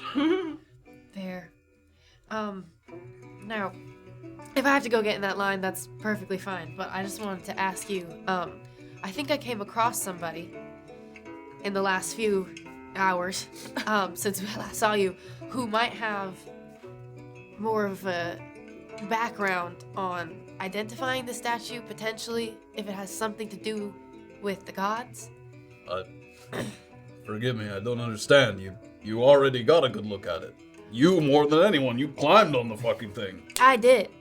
And it made me think we need somebody who has a background in something like devotional imagery. What the fuck is that? It's exactly what it sounds like. Symbols, pictures, images, paintings, statues, all the like that have to do with religious sites, things that you might find in places of worship or that represent something to the gods. And you ran into someone with this expertise in the past 24 hours. I'm not super fond on sharing the specific details, but somebody followed me here to town.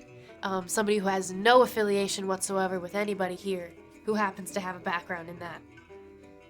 Well, if you want to skip that line over there, you might want to give me more than that. It's my mom. Fuck. And she won't leave until she gets a look at the statue. Why didn't you just have her tag along yesterday? I didn't know any of this shit until last night. You know how moms, they don't tell you details about themselves and then all of a sudden you're like, oh my god, you were a person once. Mothers, eh? Yeah. I tried to keep mine off my back by having a letter sent back home saying I was dead. Later, one of my brothers told me that when she opened it, she laughed. Said I was a fucking fool for thinking she was stupid enough to believe it. A month later, she wrote me saying that since I was dead, it would be nice if I could send her whatever money I'd saved up. Practical woman. And she needs to take a look at this. She can't just have it described to her by someone who was there. I did my best, but I guess I'm not such a great artist. Mothers. Give me a persuasion check with advantage. Yeah. Okay. Here we go. Here we go. Persuasion. Ooh, 18. Go get your mom. You two going alone would be a little too blatant, I think. So you'll be escorted with 3 or 4 others. Can you live with that? Absolutely. I'll go bring her here as soon as I can. Alright. You'll be stationed up here for the rest of the morning? I'll be here, unfortunately. Can I bring you a coffee or something? I would love that. Aye, aye, Captain. Okay, and I'll head right back to Paramount, sort of speed walking through the thoroughfare. As you start to head back to Paramount and the others are waking, we're going to take a little break here. Continue on, a little early, but I didn't want to get Kayt doing her best to facilitate the Research. viewing of the statue. That's where we're going to take a little break. A little game time, had a little evening rest. Now it's time to see where our efforts might take us next. As always, enjoy the Brunkhollow Powerball. Get those Powerball numbers ready, baby. And then we'll I can see feel what's it. I going can on. feel a winner tonight. This night. Can you? Yes. All right. Best All right, of luck everybody. to all See you on the of other side. then. Bye, guys. Think about becoming a YouTube member. If you do, you'll get access to moments like this. Get the thanks. For one thing, I think Kayt thinks Morna is really funny. Oh my god, Deirdre. That was a good cackle. Thank you for that. What? Oh my god, funny. On purpose. But Some Kayt- people aren't. I think Kayt finds Morna like super endearing. Much like her mom when she's not rubbing her the wrong way. We can get you access to Notch and Soda, but not for free. You have to pay for it.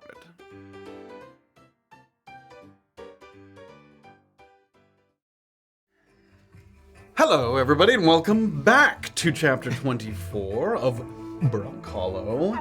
Thank you. Things are getting started here in the morning as Kayt devises a plan for getting her mom out to see the statue potentially. The rest of the group attending to things throughout the morning. Illien trying to work off his debt slowly, one piece of gold at a time. Yeah, we're getting there. And TC and Morna waking, and Doxley also, I know you wanted to stop by. Good as gold as soon as it was opening. But before we jump back in... Yeah. Oh, I thought that's what you were doing. I was buying you time. Why do I keep forgetting? And then the Brunkhollow double pass. Okay, here we go. More like snake in the grass. Tony Two's 15 stream streak. Yes, my shit, Jordan. It came up. You are welcome. I win. Okay, then I win. Flimper gave out 5 community subs. Bearsy Poo, 5 community subs. Green Drum Risk, 20 stream streak. Drum B, 3 stream streak. Tree of Life, resubscribe today. Tree, resubscribe. Cbonar gave out 5 community subs. Helljack, 178 bits. Untamed Geek, resubscribe. Pigeon Ahoy, 5 stream streak. GF Powers, resubscribe. I'm Geeky, resubscribe. Beard Acknowledge, resubscribed. Little Big Happy, 100 bits. J Brownie, 500 bits. And then Helljack, 121 bits. Thank you. Let's go. you, Support. guys. As always, as it is a multiple to 4 episode, anyone who was gifted a sub or subbed, we're doing Notch and Soda tonight, a little talk back seminar for subscribers of the stream. Me with those theories. Yeah, hit the theories. We'll love them. It did. Yes, of course. Alrighty. Watch out, Andrew. We are indeed going to follow Doxley, who took a little jog through the thoroughfare, and then as things are beginning to open up, you head in the direction, you kind of pass by the chop house and the music box, and you head in the direction of good as gold. Excellent. Where is my list of themes?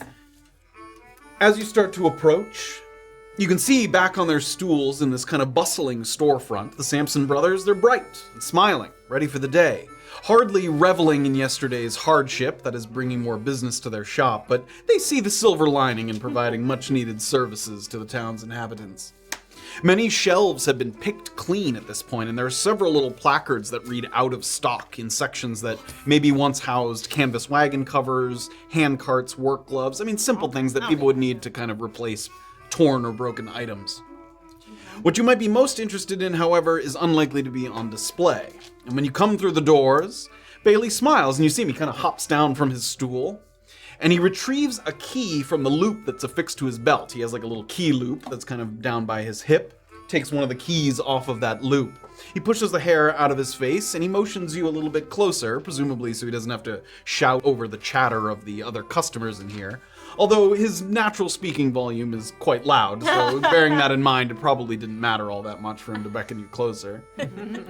Miss Tyrun, glad to see you weren't blown away in the storm. You as well, good morning. You will, however, be blown away by our newest additions, specifically delivered to you and your companion's request. Our imports arrived. Most of the items were accessible in the border colonies, but we did have to go farther for the Tanglefoot jars, so those have not come in quite yet. Maybe this evening, maybe tomorrow morning. That's understandable. I appreciate the expediency. Before I show you what we have, any typical wares I can locate for you? More essences, perhaps? A nice jar of gorilla urine?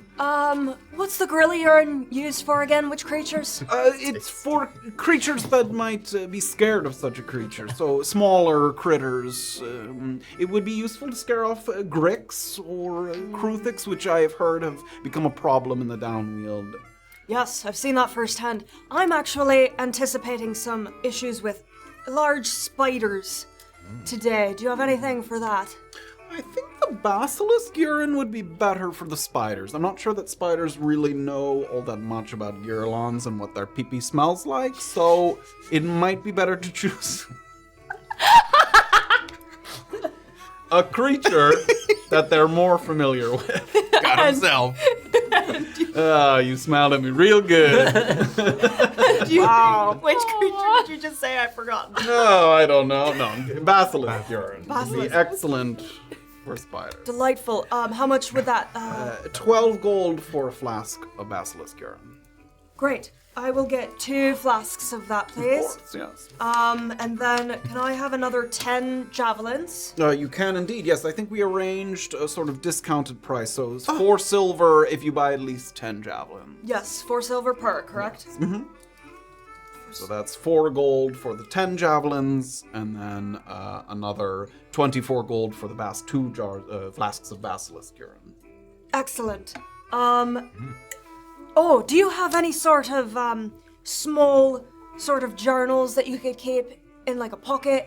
We do have journals, yes, like just loose paper that you wish to write on. Yes, something sort of bound together. Yes, actually. leather bound. We do. Sure, yeah, like in small, concealed. Yes, we have a number of sizes. There's he sort of walks over to a shelf. You can see there's ones that fit in your pocket, small enough, and then very large ones if you like to sketch murals or landscapes. We're gonna go with the tiny ones. Okay, you could paint a mural in that. It would just be small. It's not really for murals. Oh, so Mr. what, you Sampson. just need one of these?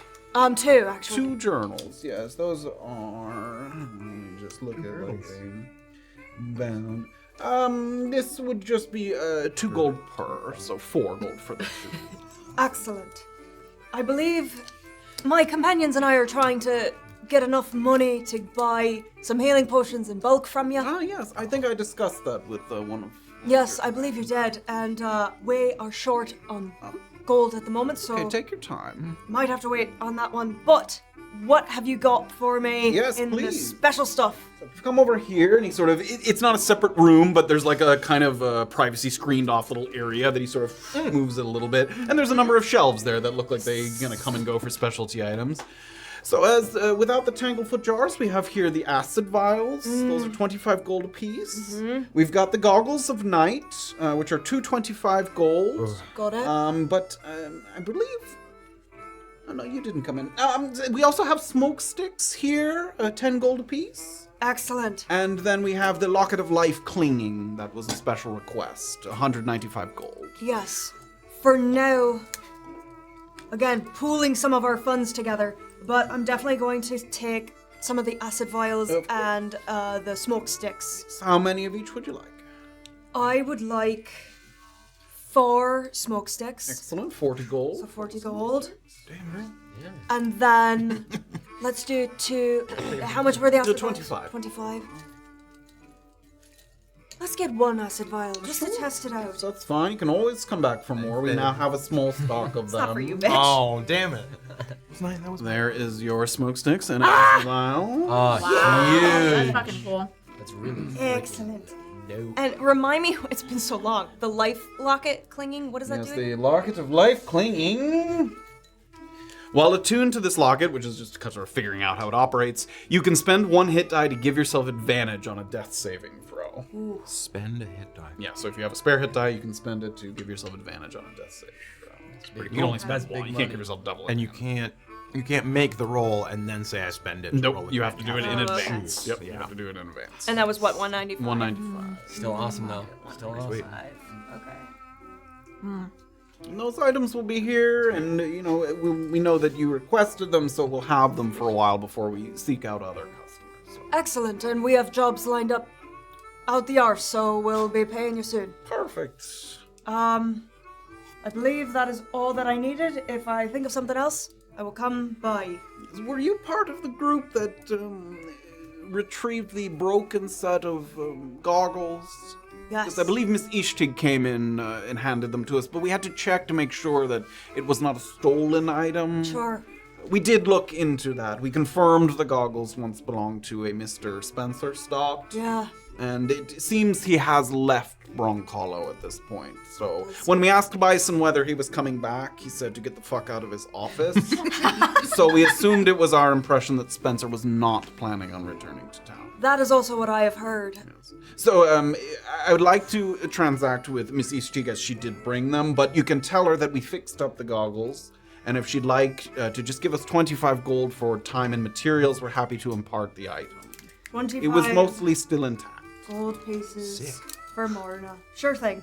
That's awesome. Excellent.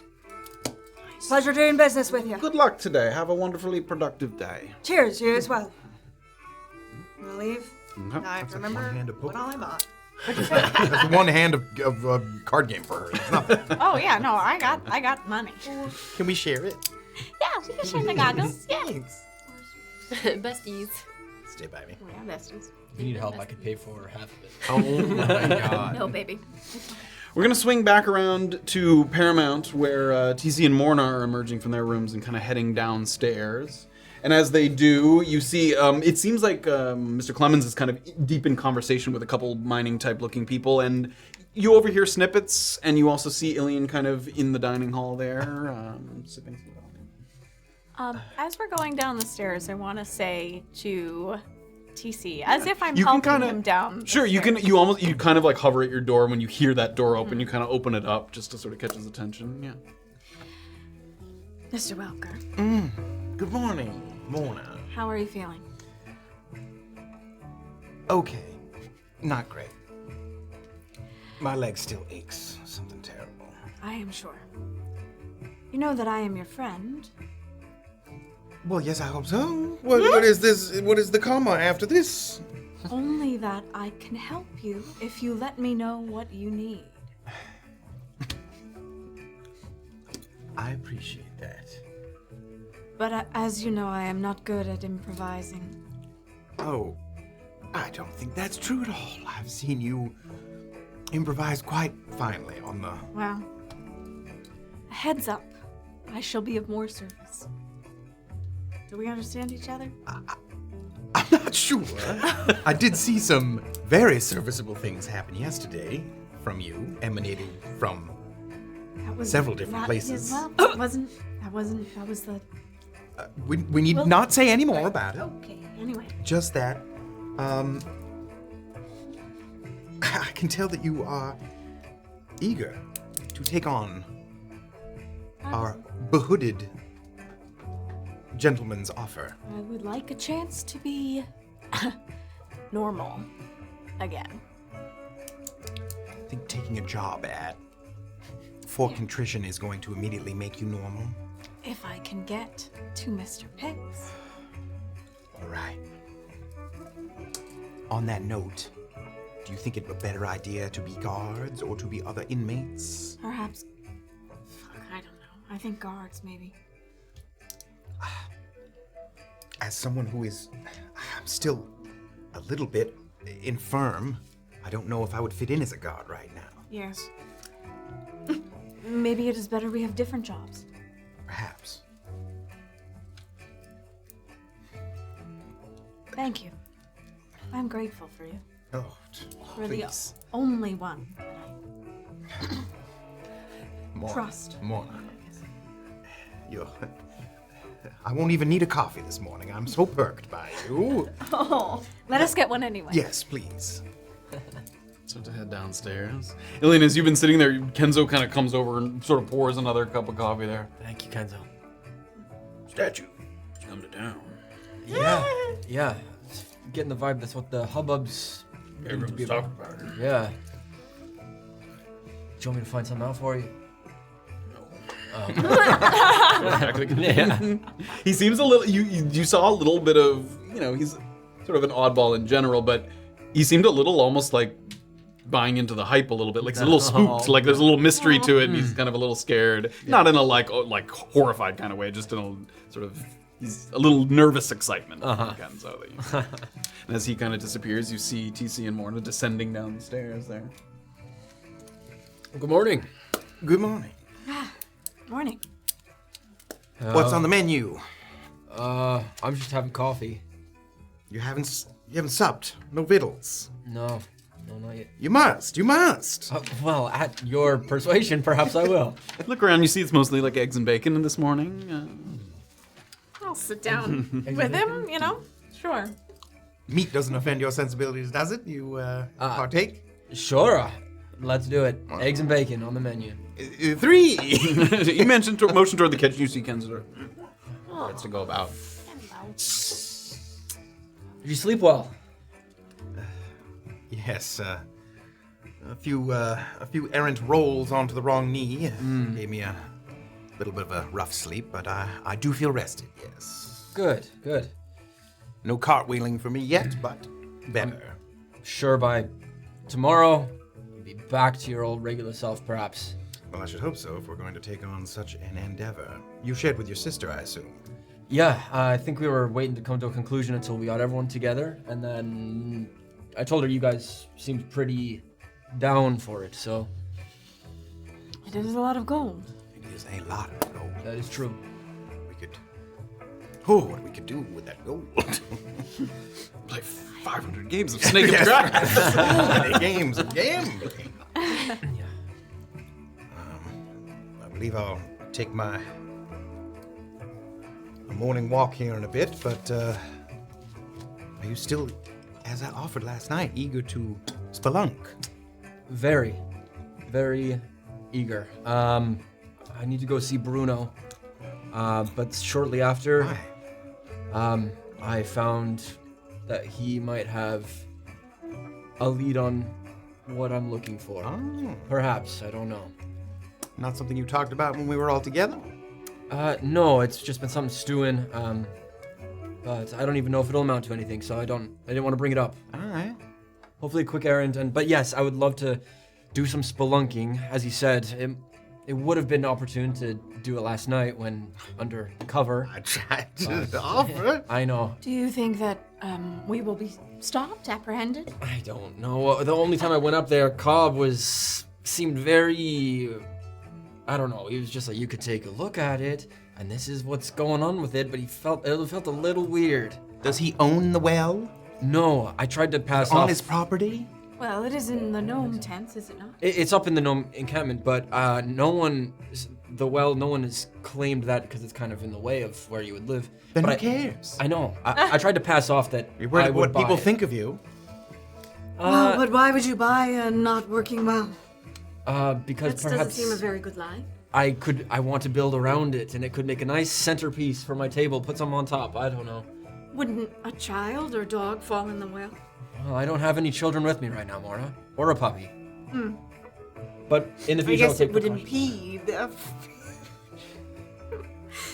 Well, I don't look forward to having to explain myself to anyone.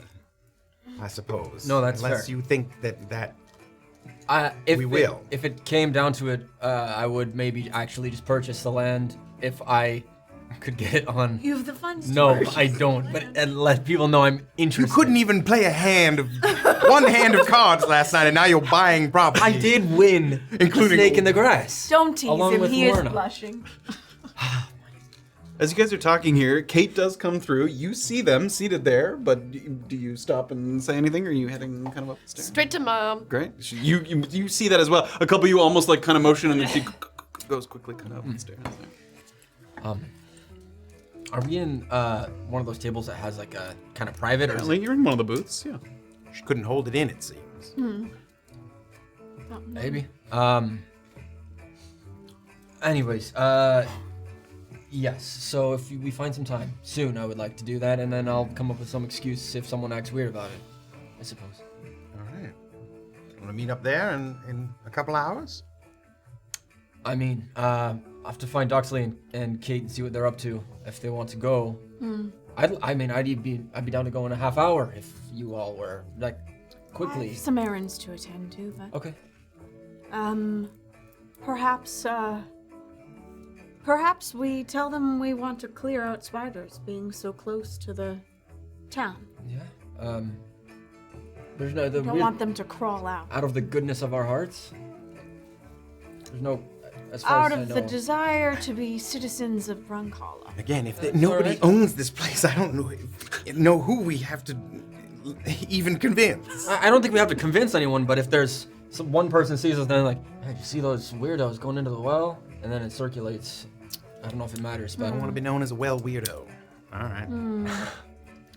it's We could do the well in the evening and go after the goblins today. Oh shit, those fucking goblins. That is a lot of gold as well. To help you buy the well. if it comes to that, yeah. That's not a terrible idea, having daylight. I Yeah, am joking. Do not buy the well. It is a useless purchase. maybe. But if I built something around it and the well ends up being important, I'd have easy access. Now you've got me thinking about those blasted goblins that Yeah. got away from me last time. You did your best. Sure. Are 5 of us enough to go into the heart of this lair? I feel Well, if we pick them off, perhaps. and now rested. That was our, what, 3rd or 4th battle of the day. We were a bit winded. Right. Well, we can discuss it. My vote is for that first, then. All right. Okay. I've moved. Has the food come? Yeah, Ken will say Ken I've comes over. Morna just sort of moved the food around on her plate, and she's gonna be like, I have business to attend to. I will leave you, gentlemen. Okay. Cheers. Cheers. She takes a big sip of her coffee, and she's gonna head out. Morna gets up, heads out. I'd like to close the booth, if possible. TC, I want your opinion on what happened with Morna yesterday. How do you seemed quite protective of her when I confronted her about it, so I don't know if you know something I don't.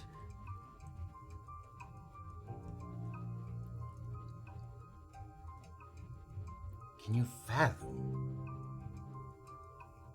having a secret like that for someone so pious? Yeah. But it just leads me to believe, you know what she could accomplish with the ability to do things like that?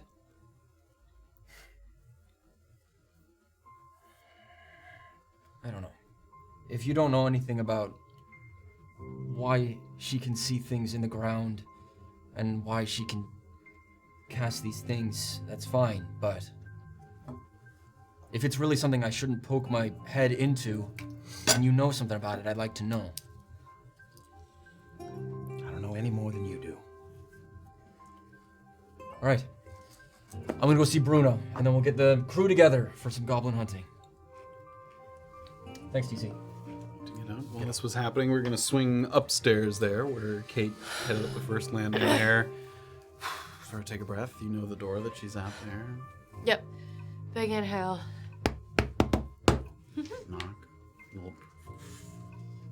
The door opens. You see your mother's face. In addition to that, she has your poncho kind of in her hands there. She's sort of clutching it. I did the best that I could with it. There's no more holes as far as I can see. But there are a few stains that no matter how hard I scrub won't seem to budge. Gives it character. Put it back on. Blood and poison gives it character. Memories. So, have we come to an understanding, Kayt? I have a friend who can take us over to the statue. And it's not really a secretive thing or anything. They're showing groups of people there. They have been since it arrived. And when we return, we get on the wagon Tomorrow morning. this afternoon. I thought you said they came this afternoon?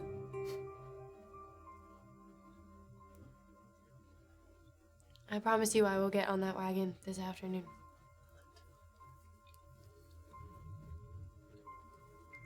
I would rather you not introduce me to anyone, including this friend that we are said to meet. I think the circumstances will allow for that. But, you know, we kind of look the same, so I can't keep them from making assumptions. She sort of steps back, closes the door a little bit. You hear something like, and then the door swings back open. Aww. Now we're both just wearing hats. Lead the way, Kayt. Okay, and head back downstairs. Start to head back downstairs. I guess as I'm coming back down, I'm gonna glance towards the kitchen. During this would have happened before, so the three of them still would have been sort of chatting in the booth there. Okay. Yep. They have not split up yet because this was a short conversation. I'm gonna look over, see what, maybe try to make passing eye contact with Illien. Okay, yeah. I mean, Illien is the one seated, like he was across from Morna and TC, so you're facing the door. So you give me a perception check. Okay. Ooh. Let's see. Okay. 14. Okay, with her intentionally trying to catch your eye, I'll say that's enough. So as you're kind of sitting there across from them, you look over and you catch Kayt's eye. There's a woman right behind her that looks very With similar. trying to communicate desperation, fear, friendship, terror, a need for help, look at him, look back at my mom, look back at him, and then like head out the door. What? Yeah, in the thoroughfare, I'm gonna kind of have my hand on my mom's back just as we're walking through. As she's moving, like, she mostly has left the hotel during less busy times, and as people are moving about, you can see her, like, just trying to keep her distance from anyone and anything as she moves through. At one point, like, a cart and horse comes by, and she steps back. I hope where we're going is close. Almost there. She follows you. Just don't make eye contact. She looks down. Oh my god. Okay. Head back to EOD. Is that where you're headed? Yep. Great. You do so. Oh my god. You start to head in that direction. As you do, you're sort of getting in that area, and Bruno's still sort of slouched in the wagon. He doesn't have his eyes closed, but you can see sort of... Oh crap, I forgot his coffee. As soon you as did. Oh no. I even made a note, I was like, I can't forget it. As soon as I see him, I'm gonna be like, Mom, we gotta go back. I'm just gonna pivot her around and I'm gonna like run her back through the thoroughfare. What is going on? Oh my god. I promised that man I'd bring him a cup of coffee. A cup of coffee? Where are my manners? So you raised me better than this.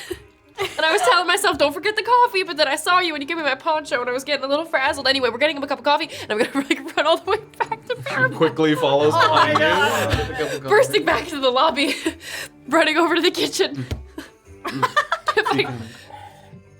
Could I get a cup of coffee and something to go? Kind of mug. Bring it back. Yes. Thank you. Okay, I'm gonna like put my hand over the top of it and we're gonna speed walk back with my mom. Like, ow! Burning my hand. He follows all the way back. Once again, sort of lounging Bruno. Okay, and I'll, walk up. Oh, thank you. She sort of, he looks over your shoulder. Bruno. Oh, she's shy. Whatever. I have to return that cup to Paramount later, just so you know. I'll bring it back. Thanks. All right, there's another group that's coming back, and as soon as they get to EOD, we'll announce the next group that goes out. You're in the next group, so you have a couple of minutes to sit. Thank you. Are there like seats? Yeah, there's some benches around EOD just for casual sitting, and a number of people are waiting. Okay. I'm gonna like walk my mom over to the bench and just have her like sit down. I'm gonna be like, just wait here for a second. I'm gonna speak to the man. Fine.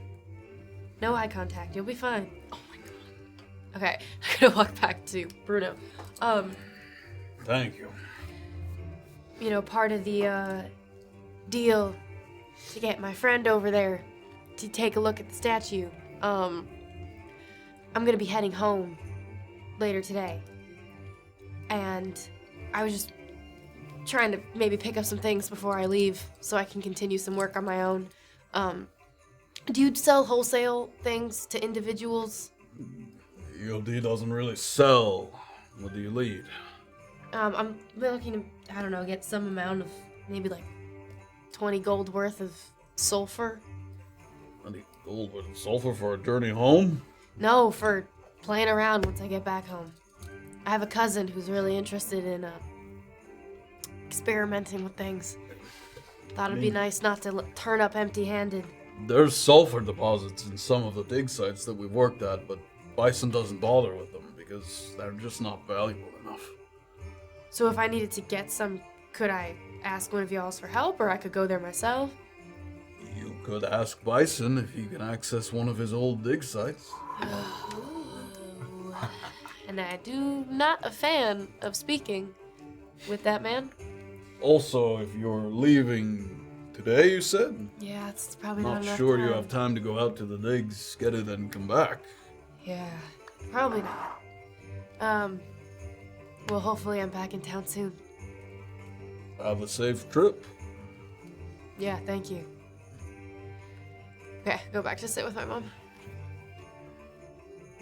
Please don't leave me again. Oh, Just trying to make sure I have everything I need before I leave. This afternoon isn't a lot of time to get my affairs in order. Give me a perception check.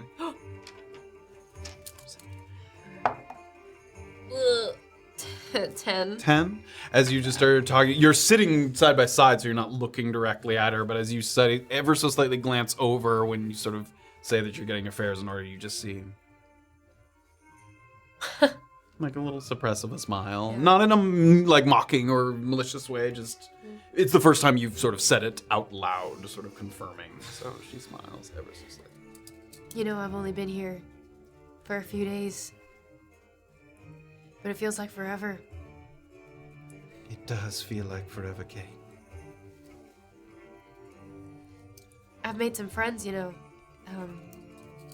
When I came in, it just so happened the people that I came in on the same day with, you know, we bonded real fast. We all do what we have to survive. I mean, one of them in particular, I think maybe it's a... Actually, I know has been a real friend to me. I'm gonna miss him. You'd like to leave a letter behind, perhaps? Yeah, I mean, do you want to meet him? No.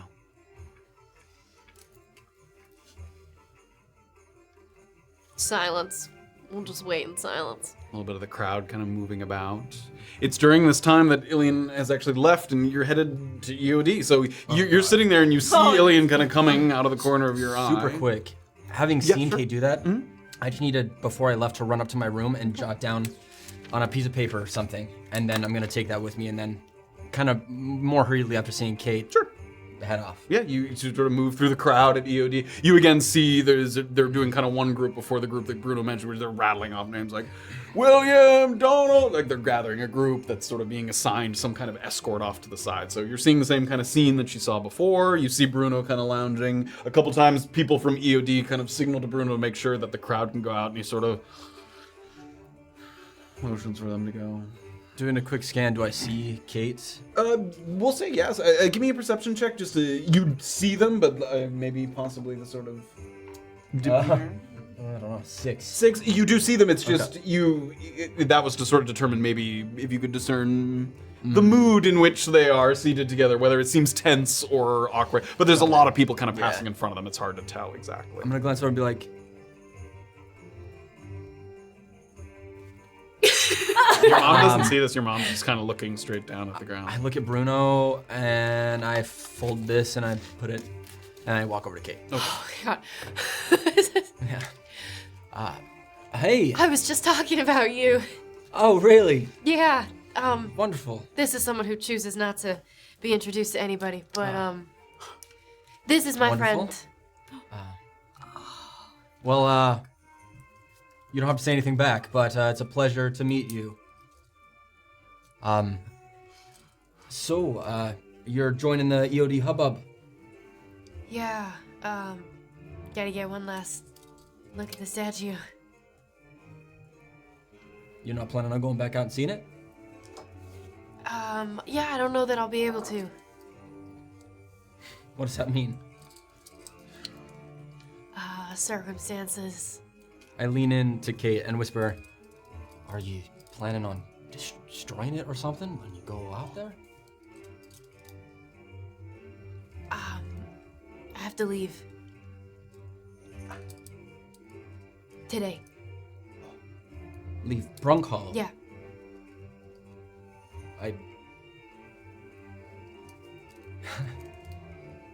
You're not messing around? I have to leave. I have to go back to Saywell.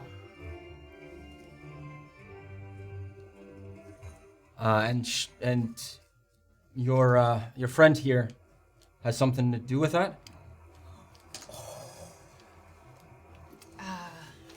It's my own decision. Kayt's gonna like stand up off the seat and like really awkward big hug for Illien. and then like whisper in his Oh my ear, God. like, I'll explain later. Okay, I'm trusting you're not leaving. Pull apart.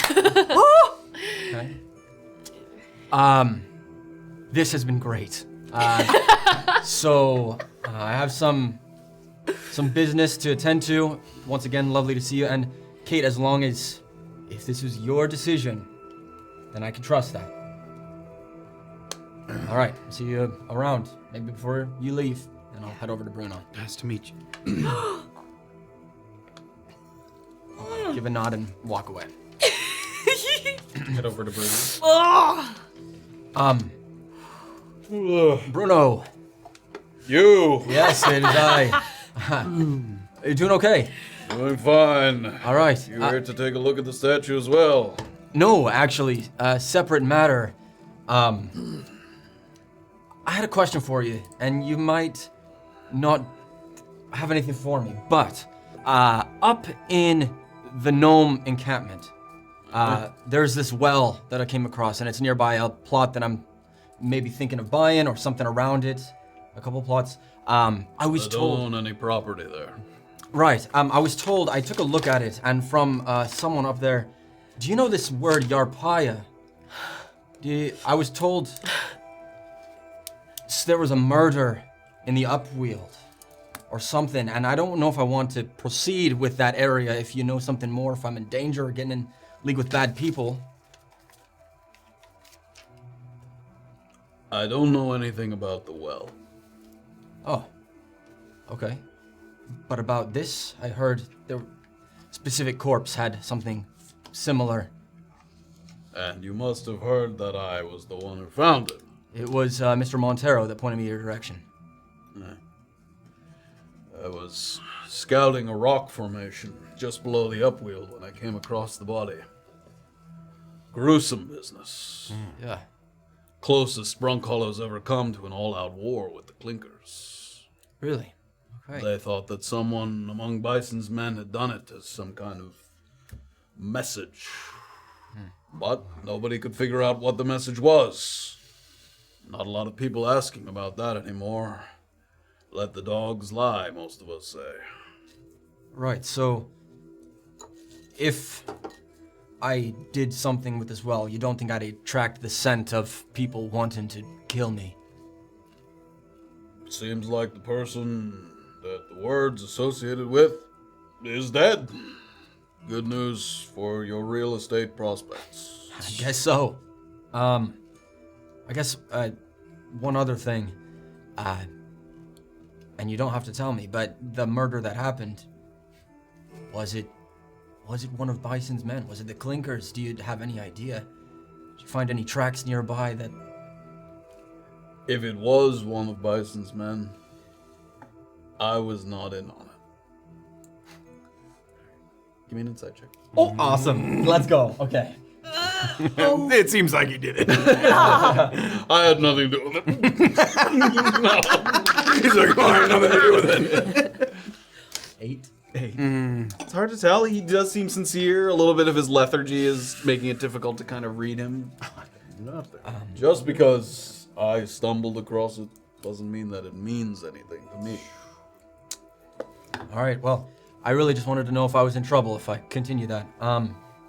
If you remember anything, you know where to find me. I do. I'm at the Paramount for now until I maybe move up to the gnome tents. Well, I arranged for an early release today around 5.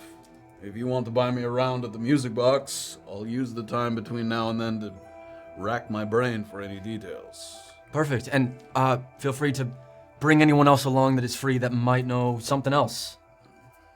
I was the one who stumbled across it alone, but I will ask around. Great. It's good to keep each other safe, I guess. All right. Go get them. Thanks, Bruno. We'll see you later. All right, great. 5 o'clock. Dance card's filling up already. I'm gonna start walking back toward the Paramount and give him one more glance over at Kayt. And I'm gonna go just far enough that I can watch Kayt and her mom. Okay. But to like keep an eye on them? And you're trying to like not be seen by Kayt and her mom, just her mom? Or are you just trying to stand? I don't care if Kayt sees me, but not enough, like enough that I'm not inconspicuous or something. You know? Give me a stealth check. It's not too difficult. There's a lot of people around, and helping the fact is that Kayt's mom is clearly trying to avoid like looking around. Like occasionally she'll glance up at the thoroughfare, but she's not sort of keeping a vigilant watch. Is it fair to say that I'm not fully suited in armor right now? Even if you are, it's also like not armor dependent because it's not noise dependent. Oh, okay, great. You're just trying to disappear into the crowd. Okay, that's going to be 16. Sure, yeah. You kind of go. So you guys were at excavation all day. You kind of go in the direction of the chop house, which helps because there's a decent crowd there. A lot of people go there to eat in the morning. As you kind of approach the chop house, there's also, you get the sense as you peek in through the door, there's a number of people similar to Paramount that are kind of sitting around that kind of look anxiously waiting. So there's more than one place where people are like waiting to hear their names called to head up. People all over town are waiting to get their, like, hear about this. I mean, it's been this building anticipation, so everyone is trying to get the sights on it as soon as they possibly can. So yeah, you just kind of hover in the crowd there. Great. Morna, we're gonna follow you for a second. After leaving the Paramount, where did you head? I'm gonna head to the spot where those clinkers were hanging out. Okay. Passing out papers to the day before. You Do can I see? indeed. As you head out into the thoroughfare, kind of other than the open market being out of commission until further notice, this new day has brought the thoroughfare mostly kind of roaring back to life. People are eager to move on or kind of make up for lost time. It's not a bright, sunny day, but the sun does sneak through the clouds occasionally, and compared to the majority of yesterday's weather, it's quite agreeable out. It has kind of a nice, cool air. As you look down the street eastward from Paramount, west down the street, Bernard seems to have mostly gotten a handle on that collapsed fence. He's at least repaired a portion of it, and the horses are much calmer at their hitching posts. Before they were kind of stamping and snorting, and now they seem sort of docile there outside the front. It's over there helping? Give me a perception check. Oh. Boy. 10? A 10. You don't see him at first, and as you sort of hover and look for a moment, kind of coming around the backside of the horse, around the rump, you see kind of... Oh, jeez. Okay, good. How's his equilibrium? patting his bum. Yeah. He doesn't look like fully in the bag, you know, sort of Okay. a good day for skits. Just a third or a half. Yeah.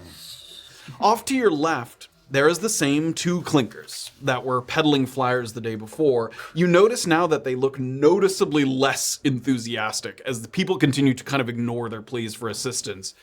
Fugitive from Fort Contrition. They're like trying to hand out these flyers and everybody's kind of blowing them off, passing them by without grabbing them. Healthy reward for capture or information that leads to capture. And then the other younger man. Take one. Report to the FCI offices if you know anything. Please take one. Okay, fuck you. Okay. So clearly they've been told to be posted here and they're kind of sick of the wait there. Yep. I see those guys on the street all the time, so I understand. I am going to... She's going to take a deep breath. She can hear the blood pounding in her ears a little bit. She takes a deep, deep breath, and she's like, got it. So she goes over and just, like, fixes her face. She's, like, gonna see the guy, and she's gonna go over and be like, morning. I was pleased to hear that you survived. I'll take one of those, though I think I know the face. He takes one and he hands it to you. I'm gonna pocket it. She, like, does her best to smile, but it's sort of just, like, showing her, like, barely showing teeth. And A dog would be angry. Glad to see that you made it. yes. Without the call for backup, I might not be here talking to you. Well, I only wish we could have done more. You did plenty. Let us know if you have any information. There's a healthy reward for it. Yes. Can I buy you a drink later?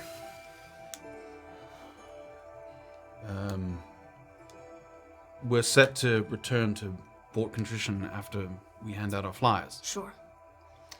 Never mind then. She's gonna, Rejected. Do I get the sense that he is sizing me up, or he is nervous? Give me an insight check. Okay. That's a 19. 19. Let's go. You get a little mix. No, I'm sorry. It's not. I'm sorry. It's a 15. 15. You get nothing. You do get some mixed kind of senses. One is that in the initial sort of exchange, he's very surprised to find that you're like just kind of out and about in the thoroughfare. People who have sort of wielded magic before, if they do so in the presence of others, often disappear. They go hiding. You never see, like, because they know that if someone were to see that's bad news. There's a little bit of fear mixed in there, but not fear like he's sort of carrying away, just in more a... He doesn't know what you're going to do. Like, he's wary of... He's seen you wield great power, and he doesn't know, what that might mean going forward. And also, as he said and seemed very earnest, he seems exceptionally grateful that he's like he really thought he was gonna die out there. He really did. And he's seeing the face of the person that maybe is one of the only reasons he didn't die there. And the other guy is like far too close for me to say something without. You could say something quietly. I would say you could say it without him hearing, but he would see you lean in to like whisper. Mm-hmm. So the other guy might be like, what's going on there? But he wouldn't necessarily hear what you had to say. You go for the kiss. I'll go for a kiss. Slip the Okay, words cool. in. I'll just go for a kiss. Around the kiss. I will put my hand out, take his hand, and say, forgive me if I seem uncomfortable. It's hard to see someone who knows the worst thing about you when you know nothing about them at all. and shake his hand. I'm not sure what you mean. Didn't see anything unusual other than those creatures coming up over the sides. There's a lot going on, you know? I do. She's gonna give him a nod and go towards the gnome tents. Go fuck myself. Heading in the direction of the gnome tents. Okay, great. Okay. Wow. I'll start down that direction. Doxley, you kind of return to Paramount and find that kind of people aren't there. You've bought some of the goods at Good as Gold. TC, had you left or you were still? Okay. I'll leave this boy to stew. Or no, you left as well. Yeah, he had left before you, so... I guess I'll pay the tab. And, I'll pay for the 3 breakfasts. No, breakfast for free. on the Breakfast house, for bitch. free, as long as you continue to rent the rooms. Breakfast Have for we free. paid for our rooms? No? We'll No. do that. They're not Okay, okay. expensive. We'll do that. But yes, breakfast comes with the room. You gonna be able to pay for your room? Oh, I am chilling because I got big sisters. That's true. Wow. You walk up baby. and Clemens is like, is your tab for the room, sir? It's like 50 gold. You've been ordering Chardonnay every day. Oh my god. So TC, where were you off to, or I'll make a slow ambulatory towards Narvo CNC. CNC? Excellent. Doxley, you do return and find that nobody's there in that given moment. Anything to do during that time? All right. No, she's just gonna sit, take out one of her new. She's like allocated everything to her room and to her bags. Great. Just gonna start. Could I use like a not like ink and quill? Could I use like a chalk, like a black chalk, to write any kind of legible notes or anything? Sure. Just so every time I want to make a note, I'm not like ding ding ding. You could use chalk, yeah. I mean, chalk's a little less permanent, like it could rub off or get smudged very easily, but you certainly can write it. Yeah, because I think she's gonna want to do it like on the go. So she's gonna start just kind of writing. Yeah, you've got some pieces of chalk. Chalk. Great. Start. We will follow TC over to Narvo CNC. Oh, baby. Narvo CNC is brimming with activity when you arrive, which might be some combination of people sending word of the statue back home, or possibly requesting resupply any damages sustained yesterday in the storm.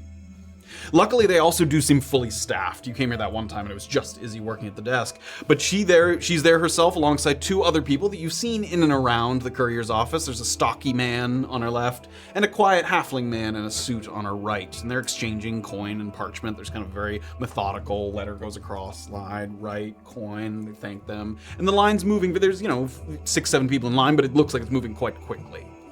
Just off to the left before you go inside, there is a pair of handlers that are hitching horses to a covered wagon using a full collar harness, which means you use that when it's like a larger load, like a number of, and you can see there's lots of crates being loaded in. There is a canvas cover, so you can't see everything that's being loaded into the wagon. Give me a perception check as well.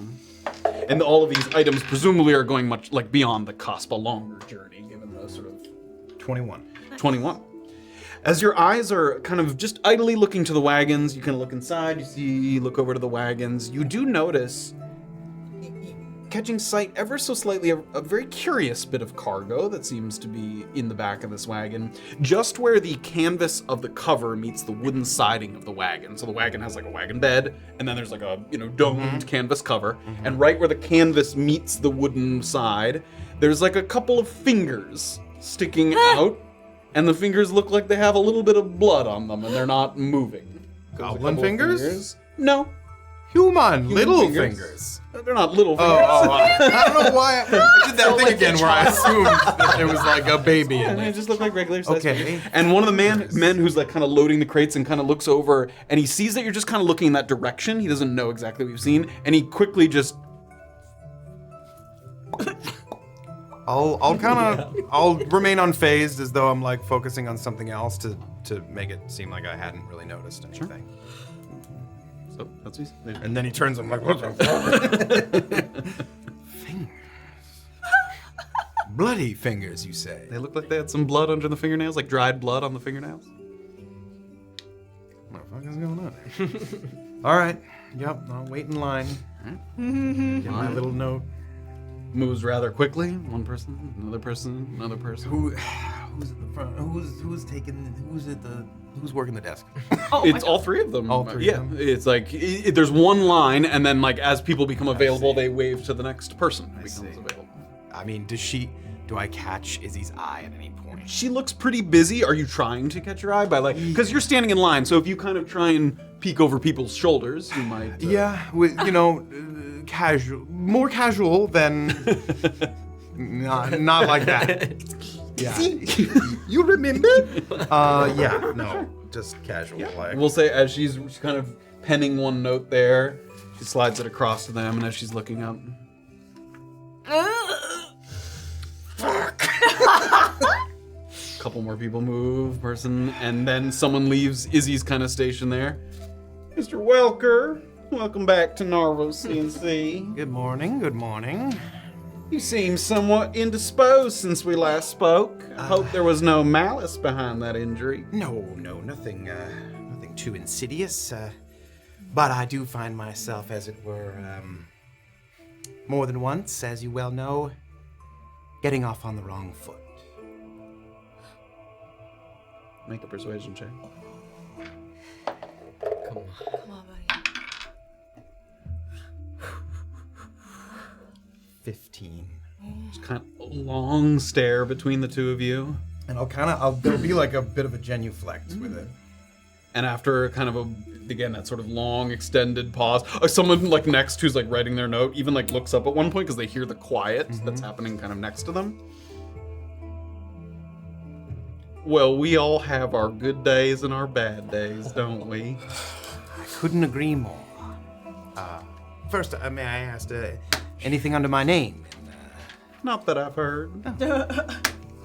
If there is, we usually take a package over to Paramount once a day. Oh, I see. Oh, good. Good to know. Now that I think of it, I didn't check in over there this morning. I'll have to do that. Now, I recall my last request having, The air of suspicion about it. having a few different options as to how to handle it. Knowing that the price may have gone up and understanding why, I would humbly ask, What's your price? You put 10 gold in Wade's pocket, and he'll see that Sienna gets your letter tonight. I greatly appreciate that. As she says that, presumably Wade kind of leans over, hearing his name. I'll make sure she gets it. Of course, I might stop by the bar first for a fucking drink. Sure hope I don't lose it. Sort of gives you kind of a mocking smile. He ain't gonna lose it. They don't make him more reliable than Wade. If I needed someone to frame the High Reverend of Perron by putting a spell book in his trousers, I'd get Wade to do it, and I'd sleep easy that night. Anything else I can help you with? Not at the moment, but you've been so kind. I do wish there's something I could do for you. Let me know if there is. And I'll put the letter on the counter. Just because Anthony's an idiot. I mean, is she saying I should find him later and give him gold, or should I put 10 gold on the counter? No, right 10 now. It's just Okay. I'm getting 10. He just puts the letter on. She's like, Trash. Yeah, letter and. what is it that you're good at, Mr. Welker? Well, not first impressions, obviously, but once my leg heals up, I usually find that I am able to make my way around town without having that much of a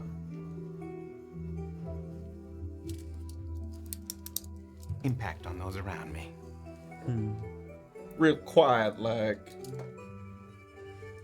If I may be so bold, yes.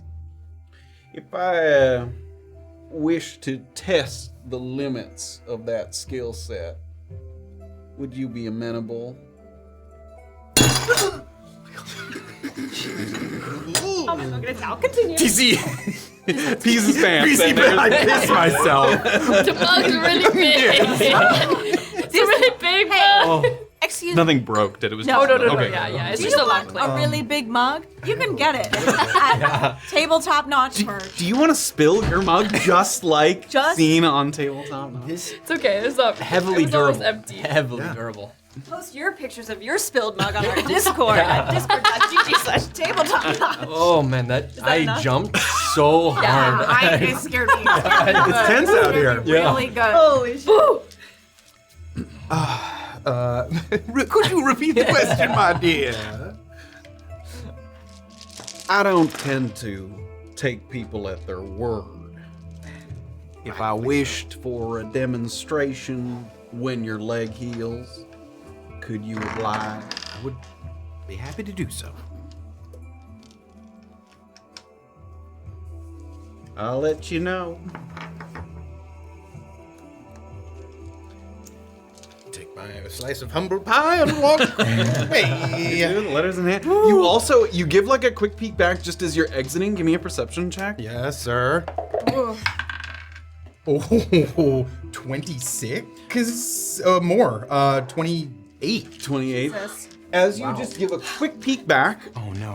Wade, she had handed it to Wade, Yeah. both the money and the thing. Yeah. And Wade kind of looks like he's gonna kind of take a peek, and you see Izzy, Oh. and he just kind of stuffs it in his pocket there. TC walks a little higher, a little peppy steppy on the way out. Takes a few steps without the cane, honestly. Like, no, if I go slow, I go slow. And in fact, you know what I'm gonna do for the rest of my little morning walk here back to Paramount? I'm gonna practice like feeling, knowing how I've had to walk the last day, and kind of figuring out how to continue to make it look like I need that. Even if I don't, even if I were able to kind of toss it to the Sure, side. give me a performance check, and this is for no one in particular, but Yeah. practicing and Just my own perhaps one of practice, many. Yeah. What'd you say? Performance, yeah. Performance? 9. 9. So it starts off a little rough. You kind of try to fake it a little bit, Yeah. but you find that because there's still a little weakness in your leg, there's like a hitch that doesn't line up with the use of the cane. So with some practice, it might work, but you do find now that it bears a little weight, whereas yesterday, if you were to put like your weight, you would collapse immediately. But the healing potion doing its work, you can only do it briefly, but you can kind of just use a little bit of weight, kind of toe. So yeah, as you move through the thoroughfare, you can practice that sort of deception, as it were.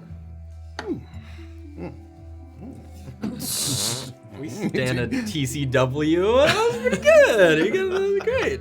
That's a win, not just my initials. Yeah. TCW. TCW, yeah. Always. It's in the name. Yeah. He's our guy. We head back to just outside Excavation on Demand. And it looks like another group has just kind of returned from kind of the detention pass direction. And at this, Bruno kind of sees that coming, kind of gets back up on his crate there. And he takes out a list that, if you kind of glance at it, looks like a couple names were on it that were crossed out and new names have been written on it.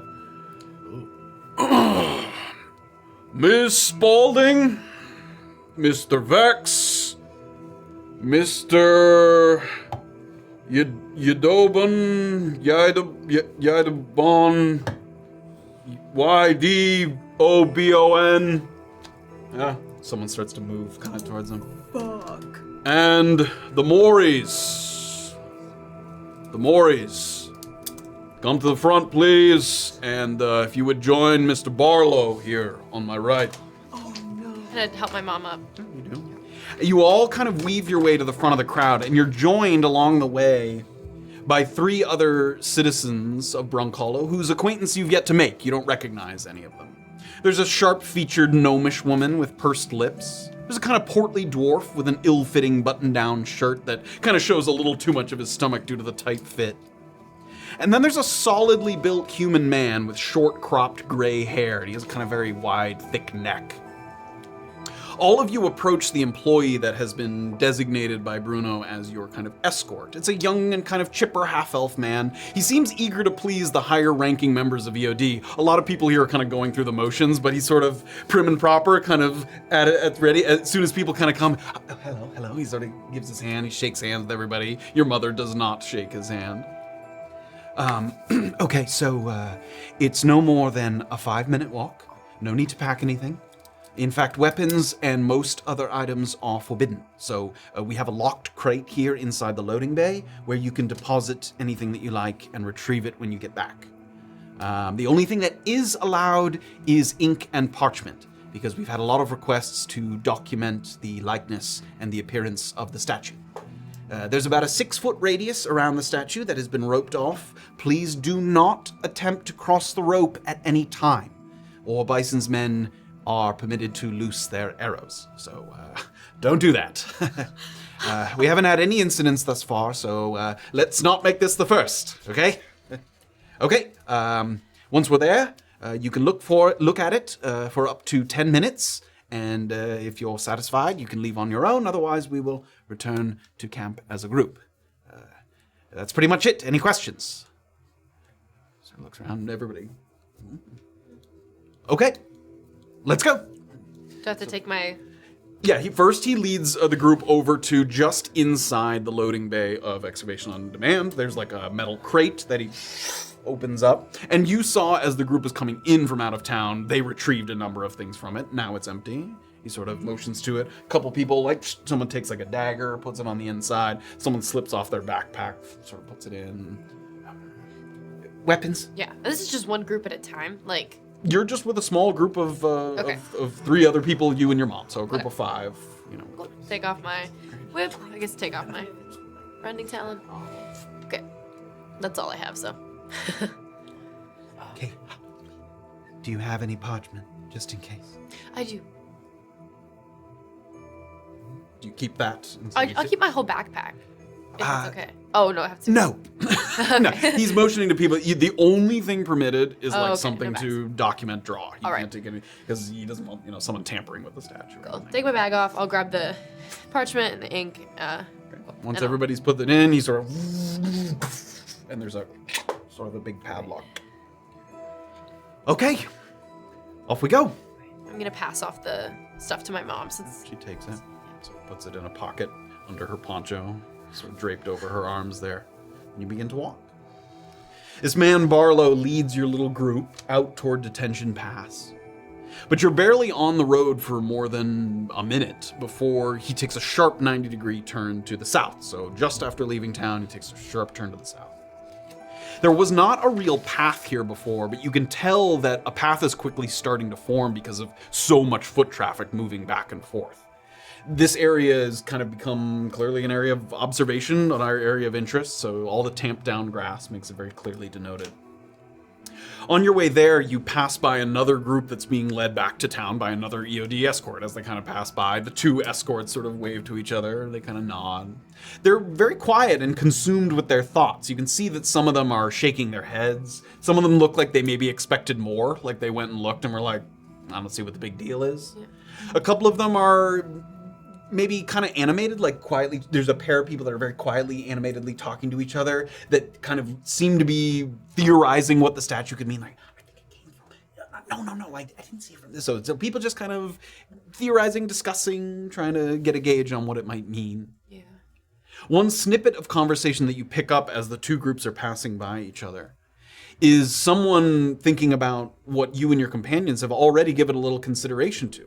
The possibility that the storm was somehow related to this extraction. You hear someone say, what time did they say that they pulled the statue out? And then the winds came, worse than ever before.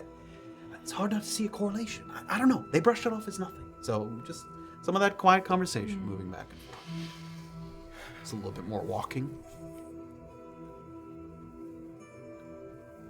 People are agitated, Kayt.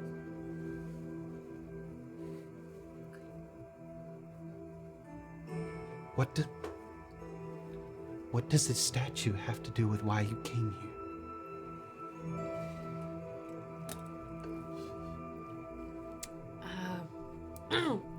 I think the statue poses questions about this town itself. Obviously, people consider this place to be a blind spot from the gods. And this big mysterious statue was found underground. People are concerned that it has something to do with that blind spot, positively or negatively. I would just like some assurance that this isn't just another example of your inability to leave well enough alone.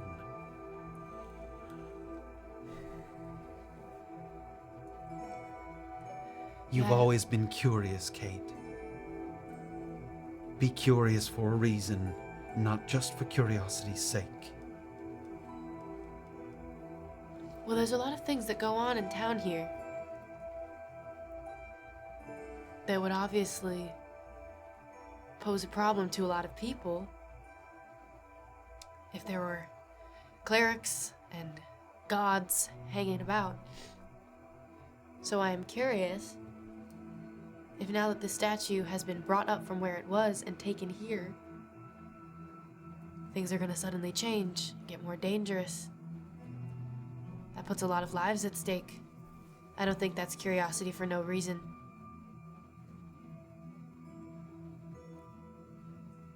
Also, it's a weird fucking statue. Gives me the heebie-jeebies. She follows behind you. The group continues to walk. We're going to pivot around right before we kind of arrive at the observation area toward the Gnome Nook, where Morna has sort of worked her way up onto the stubborn bluffs, moving along that row of houses. And not ones to wallow in their desolation, you see the gnomes have gotten this nook back up and running in record time. You wouldn't even know. In fact, you weren't. TC saw a little bit of it, Doxley saw a little bit. You couldn't even tell that a storm kind of rolled through here. All the tents are kind of back up. Despite being entirely comprised of tents, they've worked very efficiently that if any kind of storm materialized, you would have thought this was like the eye of the hurricane where the storm hadn't even touched this, like it came through without issue. Cool. Some of you, not you, but a couple other people have come to realize that one gnome in particular seems to occupy a kind of permanent post sitting on the well there, and you see him for the first time, an older man with a tobacco-stained white beard. And he acknowledges acquaintances as they pass. You see him kind of, morning. Good luck out there today, Trudy, as she kind of continues on. Fill those coffers, eh, James? Sun's due any moment now. sort of blowing his pipe. So it's sort of a man that seems to be well acquainted with the people that come and go here. And you're looking, the rows of tents, there's a lot of people, a lot of activity up here as people sort of get ready for work. You get the same sense as others have, and you did at the kitchen of Paramount. A lot of the gnomes are talking about the statue as well. Right away, you can see people sort of, I'm going out there. I mean, yeah, when I have time, I'll go. You have people like discussing when they might wander out there to take a look. So that's what you do. I'm gonna sort of look around and approach the gentleman. Morning. Good morning, sir. Fine one it is. Indeed, looks like you turned up well with the winds. Oh, yes, we work through the night, as gnomes do. Indeed, very diligent. On that note, I heard tell of a gentleman among you who can identify objects arcane in nature. Probably looking for Oslo. Yes, Oslo. Couldn't you direct me to him? Oh, sure. The only question is whether he's got his shop back in order. Now, tent came down in the storm. Oh, I see. I think he's back up. Second row, fourth tent down on the right. Ah, thank you so much. Good day. Good day. No, Goblin camp As you navigate through the well-organized, structured tents here, for anyone who's been there, which includes you, it stands in unbelievable contrast to the slovenly attempt that the goblins made to sort of make an organized camp. The tent that you're directed to is a long, kind of narrow dwelling, and the front flaps are open. You can see inside. Allows you to see that a good portion of the interior has been sectioned off with a curtain. See, there's a little area and then a curtain sort of that meets in the middle, and that's customary of places that have valuable items that might be like hidden in the back, as it were. You don't want to have too many things kind of on display. Yeah. There's a clean-shaven, freckle-faced gnome sitting on a stool, and he's kind of thumbing through the pages of a small book. And around him are pieces of equipment that wouldn't look out of place at a jeweler's. Magnifying glasses, measuring devices, scales, tweezers, polishing rags, bottles of ointment. So clearly a man who, works with small metals and trinkets and things, so it has that kind of appearance that, rings, bracelets, amulets, anything like that. So he's sitting there, sort of thumbing through a book. Just waiting. Okay. Good morning, sir. Oslo, I presume? I am. And this is Oslo's Ornaments, my shop. Ah. I don't typically take walk-ins. So, do you have a referring party? Maeve Crittenden.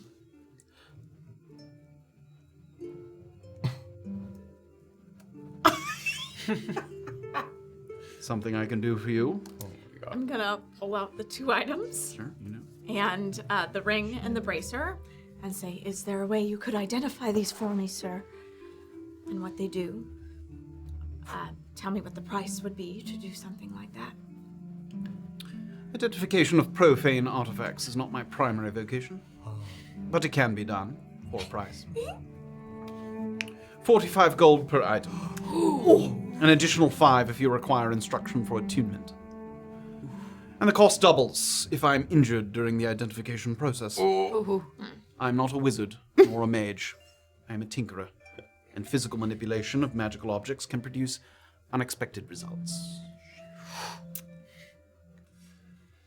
Yeah. I am a practiced hand. It does not happen often.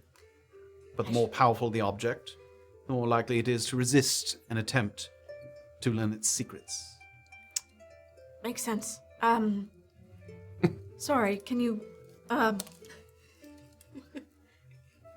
walk me through those prices one more time? 45 for 45. identification, 5 more for attunement? Yes. 45 to learn what the item does, another 5 if you wish to wield its powers yourself and lack the means to do so on your own. Yeah. And how long would it take for you to identify these? I'm sure you're a busy man. 2 items. That seems simple enough in their nature and composition. 3 hours. You can check on my progress then. Great. Fuck it. And Morna's gonna, give him the stuff. If you were interested, do you ever sell magical items to people? Not to strangers, no. I'm not asking about me. I'm saying, could I give you these to sell? I thought that might be your implication, based on your fuck it attitude. But no, I'm not your pawn shop. Okay. I dislike handling these. They worry me. That is my attitude. I don't mean to be disrespectful. I know you've gathered any skills, so I don't mean to be dismissive. They make me nervous, and I was given to them by a friend to come and identify them. That is all I mean. I mean, no disrespect. I will give you the gold. I will do 50 because I imagine someone will wish to know how to use them. Not me. Again, I really don't want to deal with them. And she'll pull out 100 gold with the things. She'll hand it to him. They make me nervous as well, for what it's worth. As well they should. I'm sure you know better than anyone. My primary job, as I alluded to earlier, is consulting with and disassembling magic items that have been unearthed by the Clinkers. Ah. A good endeavor. 3 hours. Thank you, sir. Thank you. Wow, what a saucy little bitch. You can hear him kind of pulling out some of his instruments, and like he has like a little magnifying glass that he pulls into focus as he starts to examine some of the items as you're leaving. Okay. Wow. Drop it. Sorry, she's gonna pop back in. Sorry. If I wanted them disassembled, what would that cost?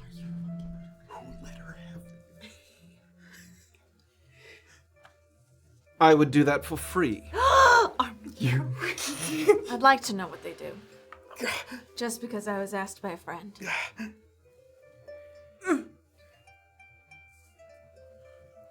What? The problem is, if I tell you what they do, you may be inclined to go back on your word. Do you see the dilemma? Oh, you can keep the gold. I was just asking. But you still wish for me to disassemble them once I'm done. We'll hold off on that. I would like it, but they are not mine to give away. Oh, thank God. Very well. May I work now? Of course. Thank you, sir. Where do you head after that? Who let her have those? Whose idea Would you like was me to that? disassemble them? Yes. But later. The bracers so well already. I would like to go back to the Paramount to try to find TC. I'm looking for TC. So if I see him in the thoroughfare, great. Great. I mean, give me a perception check right now. You're up on the stubborn bluffs, and you can kind of peer down into the thoroughfare, give it a little scan while you're up here. That's a 12. 12. At one point, you feel he kind of gets lost in the crowd quickly, but you feel like you see TC walking, and then you try to track his trajectory, and you don't kind of see, and then you look, and it looks like you walked kind of back in the other direction. Like you walked down one way, then kind of turned around and walked back in the other direction, and then you kind of lose sight of him in the crowd. That man. Okay, I'm gonna head down sort of towards... What the fuck? I'll head down towards where I think he is and see if I can find him on the You may do thoroughfare. so. Ambling back and forth. Just an ambulator. An ambulator. Ambulator. You start to move through some thicker underbrush. And you can start to hear sounds of the water rushing. You're getting closer to the river. Some distance east of where the creek runs through town, and you've been at that portion of the creek. It goes past the bridge, past where Maeve's house is.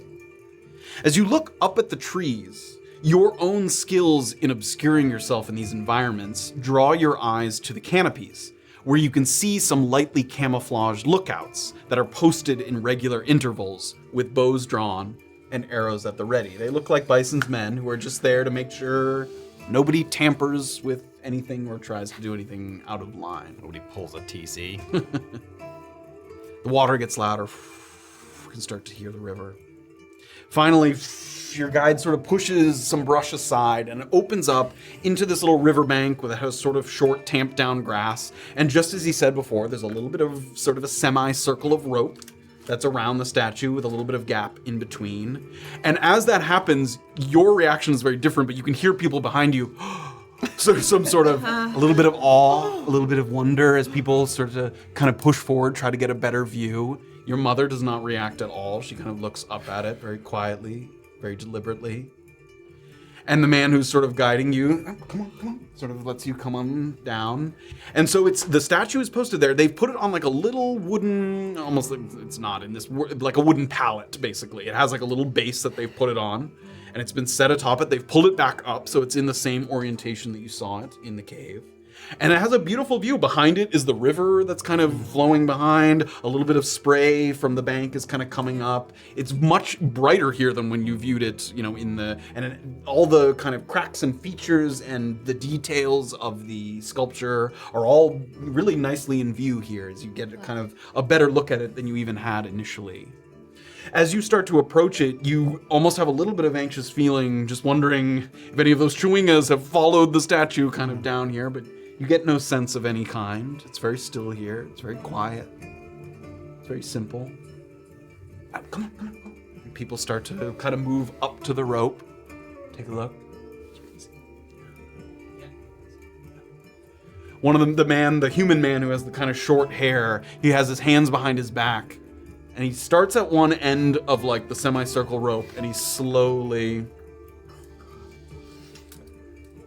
kind of walks from one end to the other, viewing it from every angle that he can. And your mother walks kind of right up to the center of it.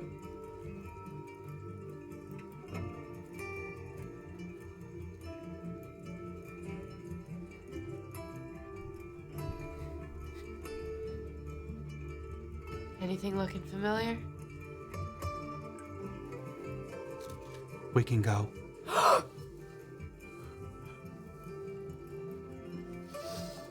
We can go now, Kayt. Can I tell if that's like a scared we can go or like a I'm over it we can go? Give me an insight check. Oh my god, please, Erica. Erica, please. Insight? Mm-hmm. 8. 8. It's difficult to tell. She's facing away from you, and her urgency is overriding most other kind of emotions that are easy to pick up on. Like, she seems like she wants to leave.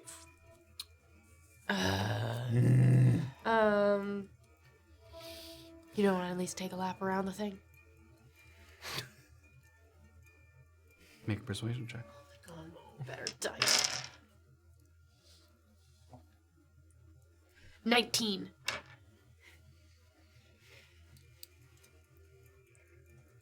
I'll just usher her around. It's like you said the whole thing is circled? So it's close enough to the bank that the rope isn't like a full circle. It's just like a semicircle that comes from the water, comes out, and then reconnects with the water. We'll do the whole semicircle. Great. Start on one side.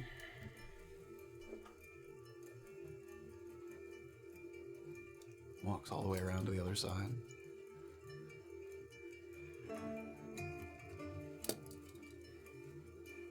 I'm gonna be like staring at her, make sure she's looking at it. She is.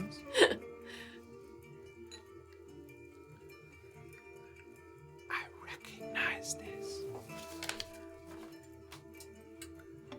Do you need to take down any notes? Are you positive? All right, we can go. Thank you. All right, I'm gonna say thank you to our guide. Yeah, he gives you kind of a look of confusion because you've been here she took a minute to kind of walk around, but pretty short. Like you have over half your time, sort of allotted time that's here. Will I be able to get my stuff back if we don't go back as a group? Yeah, he doesn't have the key. He left it with Bruno, so the people back at EOD have the key to the crate there. Okay, cool. I'll just say thank you. Sort of a confused look. Goes back to the statue. There's that big sort of brush that he pushed aside so you could see it. As soon as you kind of move through it, the brush closes behind you, and then there's people kind of up in the trees, so you have to talk quietly, but you're now kind of in a more private, enclosed space. And there's no one else coming or going, like no other group? Not yet. Okay. I mean, you haven't been here very long, so another group probably isn't coming here for a little bit. As quietly as I can. Okay, dog.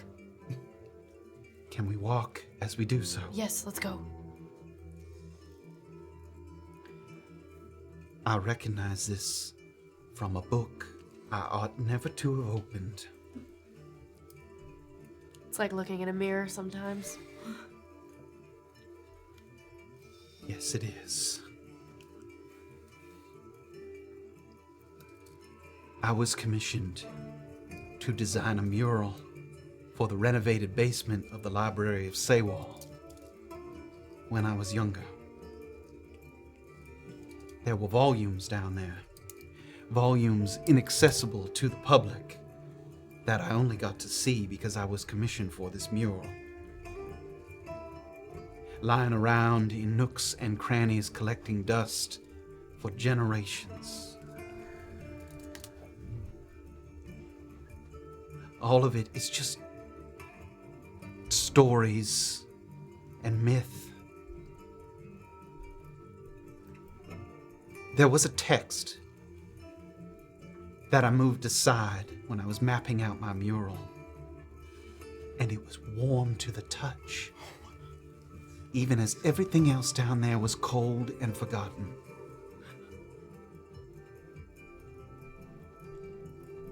The Acephalus 4, it was called. And that's Acephalus, Acephalous. And give me a history check. Acephalus 4? The Acephalus 4. Yep. God. Oh, the Acephalus. Oh, yeah. Oh, we're feeling so Acephalus right now. Never pressed a history check. No!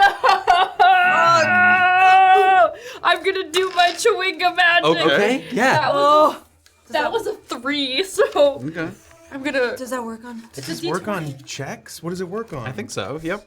Read An the... ability check, an attack roll, or a saving throw. Does it say you can use more than one? That's what I was wondering, just out of curiosity. It doesn't mention that. Can you read the whole text? Yeah, you can tug on the threads of fate to tweak circumstance in your favor. After you make an ability check, an attack roll, or a saving throw, you can roll a d10 and add it to the total, potentially turning failure into success.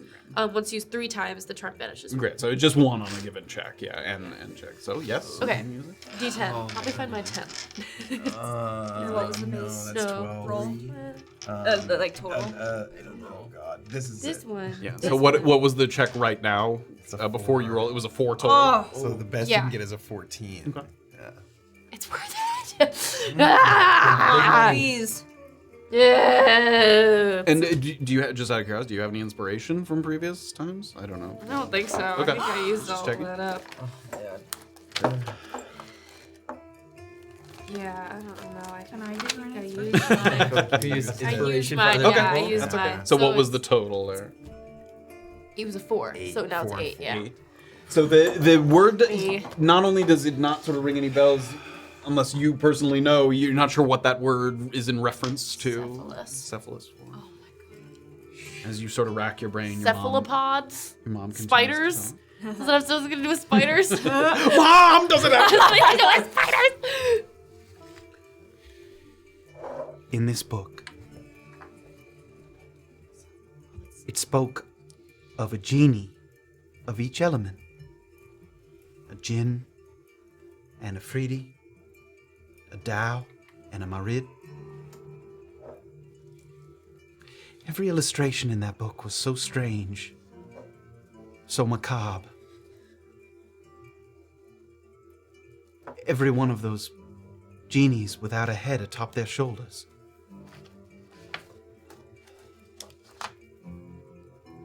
The book spoke of their efforts to summon the great elementals into our world. 3 beasts of unimaginable size.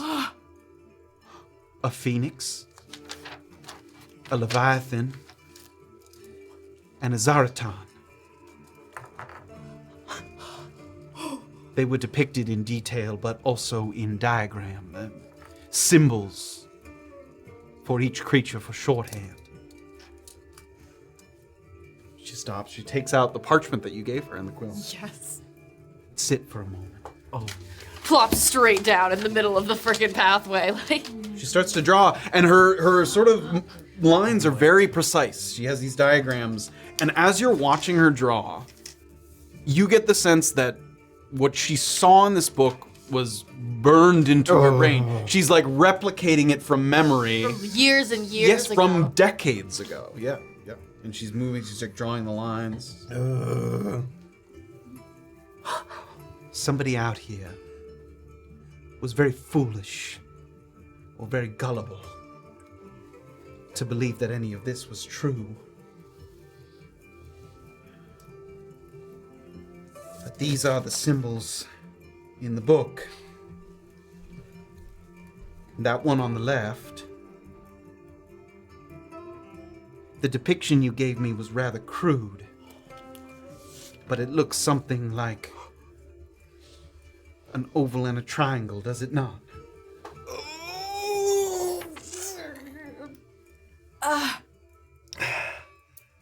Without its limbs, of course.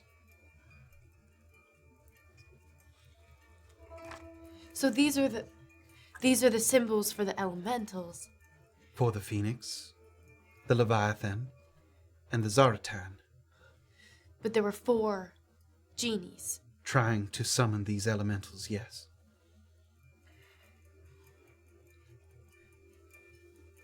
And the genies didn't have heads. You said they didn't have heads in the book? They did not. Headless figures? Yes. I don't know what that means. You were able to read the book? I was. What language was it written in? Old. Oh,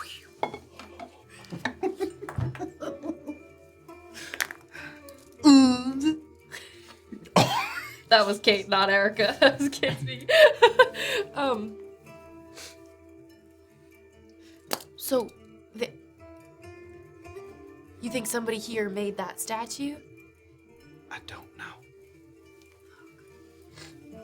I think somebody read an old fairy tale and believed it to be true, much like children do when their parents read them a story. Was it instructional, this book? It said to make things in these images? It spoke of these genie as mythological figures, as if they attempted this practice.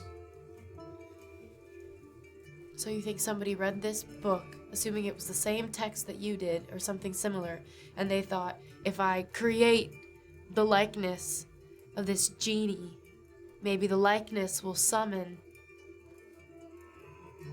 these 3. Just hold up the paper. I think that someone was very foolish and didn't know what they were doing.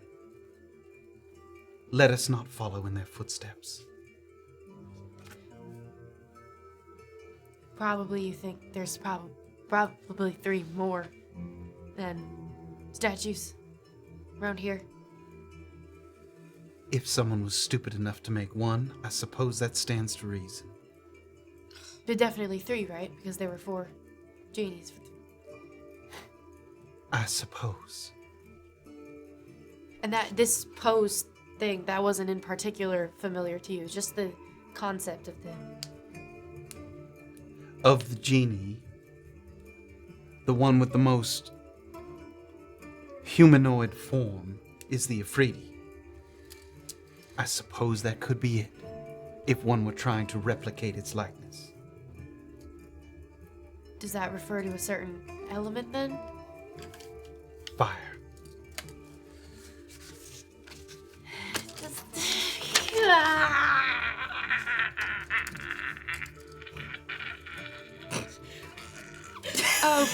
Can we return to town now, Kayt? I'll get up and we can start like walking back, but it's 4 Djinn, but only 3 elementals.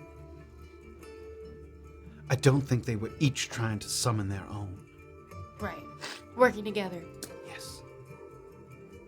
How much knowledge would I have of elementals? Like, is that like super old stuff? Like, No, elemental creatures exist. Yeah. Chewingas are elementals. Right. Yes. So, of some elementals, they exist in the world, and they can be dangerous, or they can be, curious, mysterious. They're of different kinds. I mean, you've certainly never heard of a genie existing in your lifetime. Right. No one's been like, oh shit, we saw a genie the other day. Like, Yeah. that has not happened. Yeah. Like a genie. But these, There's a genie in there.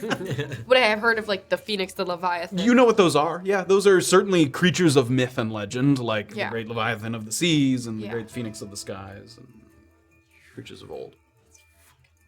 None of those creatures have been seen in your lifetime, to your knowledge. Right. But like their existence would oppose the gods. Like I would know that. They would be very powerful and possess Creatures, powerful yeah. magic. Yeah. The gods don't like that. So as we're walking back now, I'm just be like, so you think that these elementals, they never existed? I don't know, Kayt. If they did, it was a long time ago.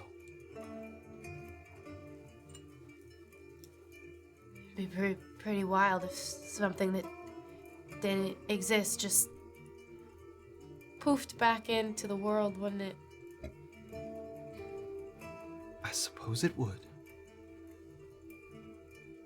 It would cause a lot of disturbance. Would you please take your mother home, Kayt? We're walking. Back to the Hairmount. Or I have to go get my stuff. We have to go back to EOD. But yeah, we're walking. I'm gonna pull back out the Chewinga drawing. Mm-hmm. I'm just gonna kind of hold it and knowing that she doesn't want to keep talking about this, but I'm gonna like try to pass it off to her again. I've already looked at that. Just can you hold it for me?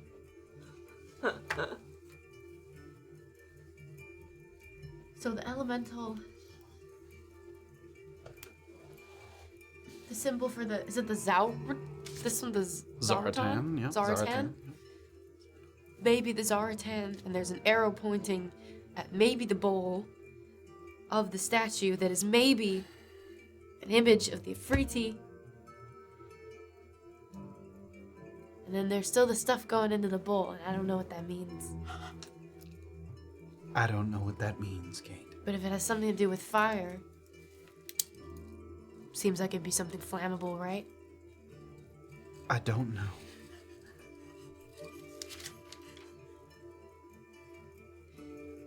The book I found under the floorboards.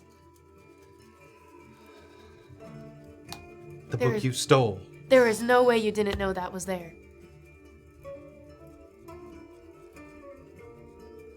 I would love to continue this conversation in the very place that you found it.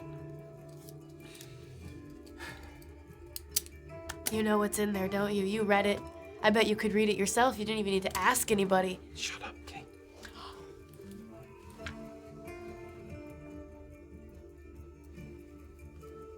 I'm trying to see you as a person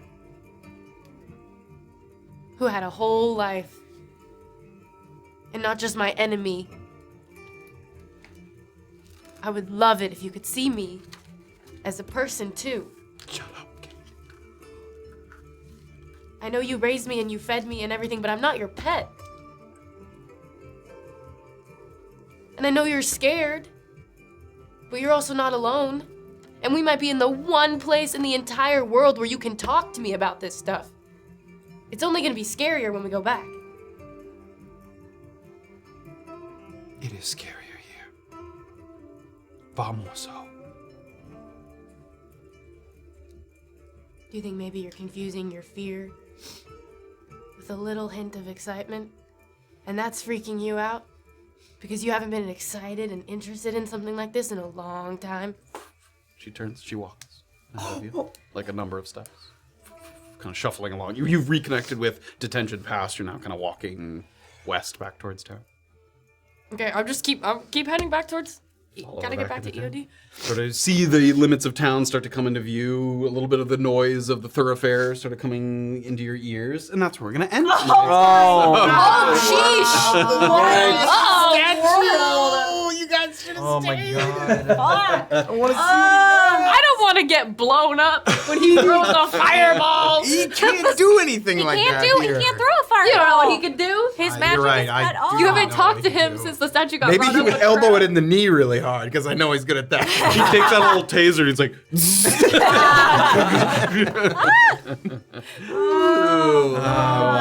Kayt has made a little bargain with her mom to at least see her back along the wagon, and that is a pretext for Erica will be not with us next week. But back the week after. Yes, back. the Oh, week and I after, didn't so- get to divulge my whole plans yet, so you do not to know. be divulged. To be You do not divulged. know what's happening. Wow. That's true. But You're as going Kayt back. continues to You're contend gonna with drop her, her off and rely and then dip. There's a turtle in the bowl. The turtle is- comes to the bowl. Who thinks this is black powder? Sound off. I mean, chat. I don't know. Maybe it's chewingas. You gotta shove as many chewingas as you can in the bowl. And then like, Try it with magic. Chewinga meat. Let's Yeah, go. yeah. The chewingas don't like to be shoved. They told me that. strike No, the that's why it's chewingas. difficult to bring the Leviathan, the tortoise man. The Zamboni.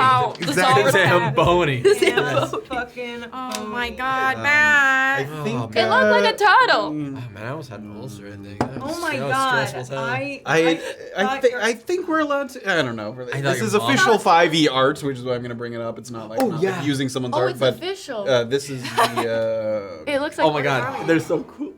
Yeah, that's what the art sound looks like. It's a lion turtle. It's a- Literal Thanks. trees growing on it. It's a whole habitat. Yeah, it's a gigantic tortoise. Where is that thing? Oh, hold on. It's like Torterra. From That's literally the Is upwheel. it? So that's The whole of the upwheel? that's what the sort of tortoise of legend is, and Phoenix Oh is a my little more familiar, and Leviathans are giant whales of the sea. When I said I wanted Now us this to is get probably a pet. in between those in size-wise. Like Leviathan It is the like Zamboni. gigantic whale. Phoenix is big, but just a bird. All of them are huge, but yes, this is probably in between a In Phoenix between, and a okay. Leviathan. A Leviathan's probably bigger than a Zard. Wow. Oh my god. It's so cool. Guys. It's here. Guys. It's here somewhere, And there's more statues. and it's maybe. creating a cusp, and it's like, Oh, whoa! That's Oh yeah. are you fucking kidding me? your pants. Are you fucking kidding me? I'm sorry. But you So see it- where's the whale? No. Is it in the river? That there's another Brunkhollow somewhere, and there's one in the sky. What if it's in the lake area? We don't know how the deep. The lake Oh goes. my fuck. Notch and Soda's coming up right This now. sounds like a Fuck all this. terrific discussion. Oh, you have to Notch stick and around for soda. Notch and Soda. Holy You shoot. have to. You have to. Stick around. We're gonna take a very brief, grab some snacks, grab a little drink, and we're gonna come back and we'll chat once again. If you have been gifted a sub or you have a sub, stick around. We'll answer questions in the chat. We'll have it up Yeah, on if the you're screen. if you're Nope. watching on TikTok, so we have all of our past episodes on YouTube, and then we're gonna go offline on TikTok, and we're gonna do like a subs only talkback of the episode and beyond on Twitch. But if you join there, maybe you'll get gifted a sub, stuff like that. So please feel free to follow us there. Yes, you just stay for Notch and Soda, but you might have to refresh the browser. Yeah, so what we're gonna do, we're gonna cut to black and play some clips, some remembering all the awesome stuff that's happened in the last couple weeks, and you'll be able to watch that no matter if you're subbed or not. After some of those clips play and we're like starting to get back into the studio, we'll go offline real quick so we can set the stream to be subscriber only, and then we're just gonna go right back up, so you just have to click refresh on your browser. I mean, if you have notifications set up, you'll get another little ping. That is And that's a fun and easy thing to do along with your Twitch Prime. Put notifications on. Remember, Yeah. Prime is for free. And All right. really Oh, quick, yes, I'm please, just gonna thank people because yes, I yes. forgot to do it Oh, last yeah, time going into Notch definitely and do that. Soda. Here we go. Mary the Noob gifted 2 subs. Mark Darka 100 bits. Alex Slayer 100 bits. Kijib resubscribed. Doofus Birds Booty Cheeks gave out 20 subs. Oh my My favorite username. So if you were gifted a booty cheek sub, Oh my god, guys. stay and hang Thank you for out. the sub. Thank you so very much. I Gifted know you sub. ducked out, but you'll hear it later. So cheers. Thank you very Cheers, much. guys. Cheers to everybody. Thank you so Thank much. you. We can't wait to have a little chat about what we've seen. We started with Brunkhollow Double Pass, and we wound up with Oh my the God. great elementals of old. Insane. Holy shit. And then don't forget to join the Discord and chat about the episode. Pokodoka should be making a channel about the episode too. So We'll that's try all and good remind. stuff. We'll try and remind people of that after Notch and Soda. Yeah. Yes. All right. All right, enjoy some funny clips, babies. Bye. See you soon.